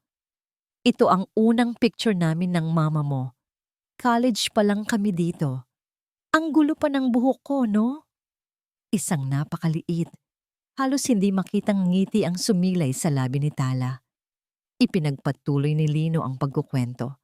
Ang kanilang kasal, ang kanilang unang bahay, ang araw na nalaman nilang buntis si Martha kay Tala, ang kanyang unang kaarawan.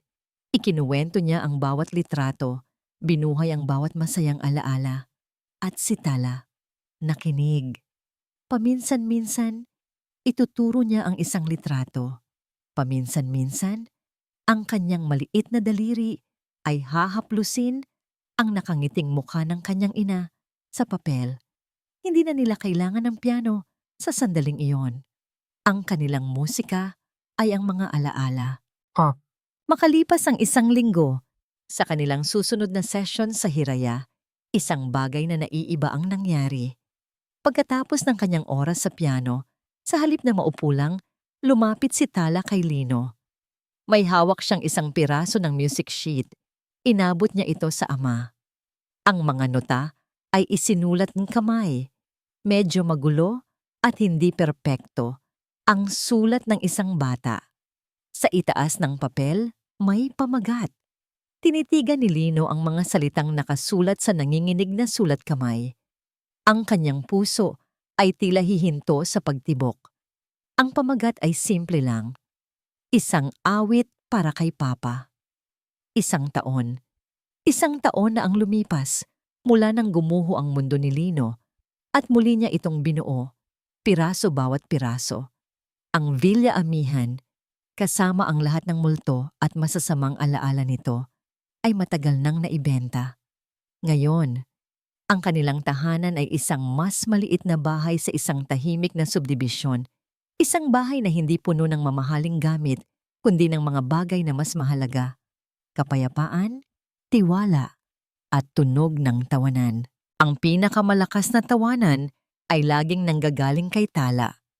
Nakatayo si Lino sa labas ng gate ng eskwelahan, nakasandal sa kanyang sasakyan, kasama ng iba pang mga magulang na naghihintay sa kanilang mga anak.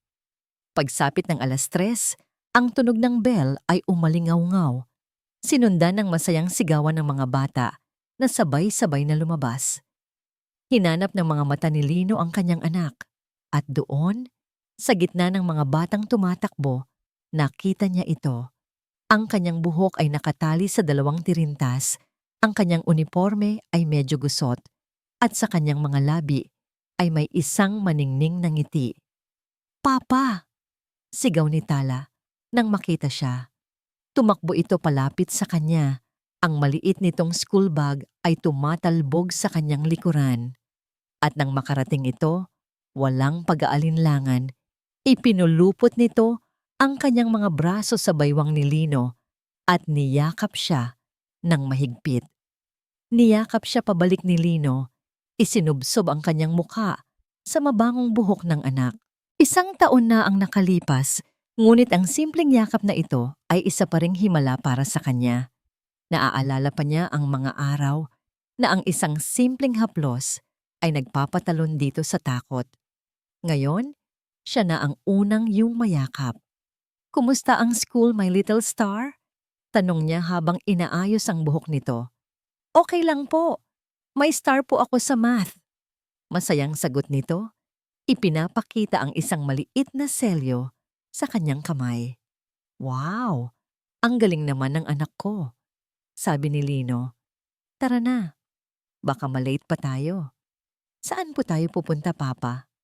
"Secret," sabi ni Lino, sabay kindat pagchimka. Habang nagmamaneho, masayang nagkukwento si Tala tungkol sa kanyang mga kaklase, sa kanyang guro, sa aso na nakita niya sa daan. Bawat salita niya ay musika sa pandinig ni Lino. Ang batang ito, na minsay naging mas tahimik pa sa isang anino, ay isa na ngayong bukas na libro. Ang mga peklat ay naroon pa rin. Sa mga gabi na paminsan-minsan ay binabangungot pa rin ito sa paraan ng pagiging maingat nito sa mga bagong tao. Ngunit ang mga sugat ay naghilom na. Sa gitna ng kanilang masayang kwentuhan, biglang nagring ang cellphone ni Lino. Nakakonekta ito sa speaker ng kotse. Ang pangalan ni Attorney Diwa Cruz ang lumitaw sa screen. "Sagutin ko lang to, anak, ha?" Paalam niya. "Hello, Attorney?" "Lino, magandang hapon." Sabi ng pamilyar na boses. "May balita na ako. Lumabas na ang final verdict." Napahigpit ang hawak ni Lino sa manibela. Sumulyap siya sa rearview mirror at nakita si Tala na abala sa pagtingin sa labas ng bintana. "Ano ang hatol?" tanong niya. Pinipilit na maging kalmado ang kanyang boses. "Guilty on all charges." Diretsong sagot ni Attorney Cruz. "Reclusion perpetua para kay Dante Amihan at Mahalina Reyes. Life imprisonment, walang parol, para sa syndicated estafa at sa multiple counts ng child abuse." Habang buhay, ang dalawang salitang iyon ay dapat sanang nagdulot ng isang malaking alon ng kasiyahan o paghihiganti. Ngunit habang nakikinig si Lino, wala siyang naramdamang ganoon. Wala nang galit, wala nang pagkamuhi. Ang naramdaman lang niya ay isang malalim at tahimik na pagtanggap. Tumingin siyang muli sa rearview mirror. Nakita niya ang kanyang anak na nakangiti habang pinapanood ang mga ibon na lumilipad. Iyon ang kanyang hustisya, ang nangiting iyon, ang kapayapaan sa mga mata ng kanyang anak, ang kanilang bagong buhay. "Salamat, Attorney," sabi ni Lino. Ang kanyang boses ay puno ng taos-pusong pasasalamat. "Salamat sa lahat." Ang sekreto nilang pupuntahan ay ang Hiraya Wellness Center, ngunit hindi para sa therapy. Ngayong araw, ang center ay may isang maliit na pagtitipon, isang recital para sa mga batang nasa ilalim ng kanilang pangangalaga. Isang selebrasyon ng paghihilom. Nang tawagin ang pangalan ni Tala, naramdaman ni Lino ang pamilyar na kaba ng isang magulang. Ngunit si Tala, dahan-dahang naglakad papunta sa piano, umupo ng may kumpiyansa at humarap sa munting audience na binubuo ng mga therapist, ibang mga bata at kanilang mga pamilya. Huminga ito ng malalim at tumingin sa direksyon ni Lino. Ngumiti ito at nagsimula siyang tumugtog. Ang musika na lumabas mula sa piano ay ang kwento ng kanilang buhay. Ang simula ay malungkot at mabagal, puno ng mga nota na tila nawawala sa dilim. Pagkatapos, ang himig ay naging magulo at puno ng galit, mga chord na nagbabanggaan. Ngunit dahan-dahan, ang kaguluhan ay humupa. Napalitan ito ng isang melodya na simple, marahan at puno ng pag-asa. Nunang isang himig ng pagpapatawad at pagmamahal, ito ang isang awit para kay Papa. Nang tumugtog ang huling nota, walang nagsalita. Ang katahimikan ay puno ng emosyon. Pagkatapos, isang tao ang pumalakpak, sinundan ng isa pa hanggang sa ang buong silid ay napuno ng masigabong palakpakan. Tumayo si Tala at yumuko, ngunit ang kanyang mga mata ay nakahanap sa mga mata ni Lino. At doon, sa gitna ng palakpakan, nakita ni Lino ang luhang dumadaloy sa kanyang sariling mga pisngi. Kinagabihan, dinala ni Lino si Tala sa kanilang paboritong lugar, ang dalampasigan. Umupo sila sa buhanginan, pinapanood ang dahan-dahang paglubog ng araw. Ang langit ay nag-aapoy sa kulay kahel at lila. Hindi sila nagsalita ng matagal. Hinayaan lang nila ang tunog ng mga alon na punuin ang katahimikan. Nang tuluyan ng lumubog ang araw at isa-isang lumabas ang mga bituin, biglang nagsalita si Tala. "Papa," bulong nito, sabay turo sa kalangitan. "Tingnan mo po yung pinakamaliwanag na bituin." Tumingala si Lino at nakita ang tinuturo ng anak. Isang bituin na nangingibabaw sa lahat, kumikislap ng buong ningning. Si Mama yun, di ba? Tanong ni Tala. Binabantayan niya tayo. Isang mainit na ngiti ang sumilay sa mga labi ni Lino. Inakbayan niya ang kanyang anak at hinila palapit sa kanya. Oo, anak, sabi niya. Si Mama yun. Nakatitig lang sila sa bituin na yon. Dalawang kaluluwang pinagbuklod ng pagkawala at muling pagbangon.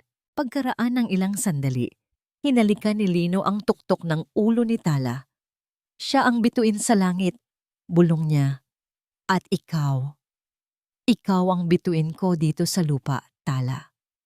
At doon, sa ilalim ng kalangitan, na puno ng mga saksi, sa gitna ng mga alon, na bumubulong ng mga kwento ng paghilom, natagpuan ng mag-ama ang kanilang kapayapaan, ang kanilang walang hanggan, ang kanilang bagong umaga.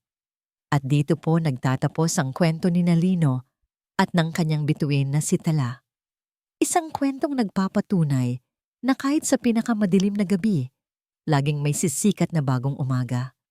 Ang aral ng ating kwento ay simple lamang.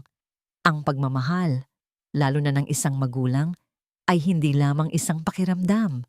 Ito ay isang desisyon na makinig kahit sa katahimikan, isang desisyon na maging matatag sa gitna ng kasinungalingan, at isang desisyon na unahing protektahan ang kapakanan ng ating mga anak higit sa lahat. Ang mga sugat ay maaaring maghilom at ang tiwala ay maaaring muling buuin hanggat merong pasensya, pag-unawa, at walang katapusang pag-ibig. Maraming salamat po sa inyong walang sawang pagsubaybay at pakikinig. Sana po ay may napulot kayong aral at inspirasyon sa kwentong ito. Kung meron po kayong mga saloobin o komento, huwag po kayong mag-atubiling i-share sa amin sa comment section sa ibaba. Anong klaseng kwento po ang gusto ninyong marinig sa susunod? Hindi dito nagtatapos ang ating paglalakbay. Marami pa pong kwentong kasing ganda at mas puno ng aral dito sa aming channel. Kung nagustuhan nyo ang kwentong ito, i-like, i-share sa pamilya at mga kaibigan. At mag-subscribe na rin para lagi kayong updated sa mga susunod pa naming kwento. I-click nyo ang notification bell para kayo ang unang makarinig kapag may bago kaming upload. Pagpalain po kayo ng Panginoon, kayo at ang inyong buong pamilya. Hanggang sa muli.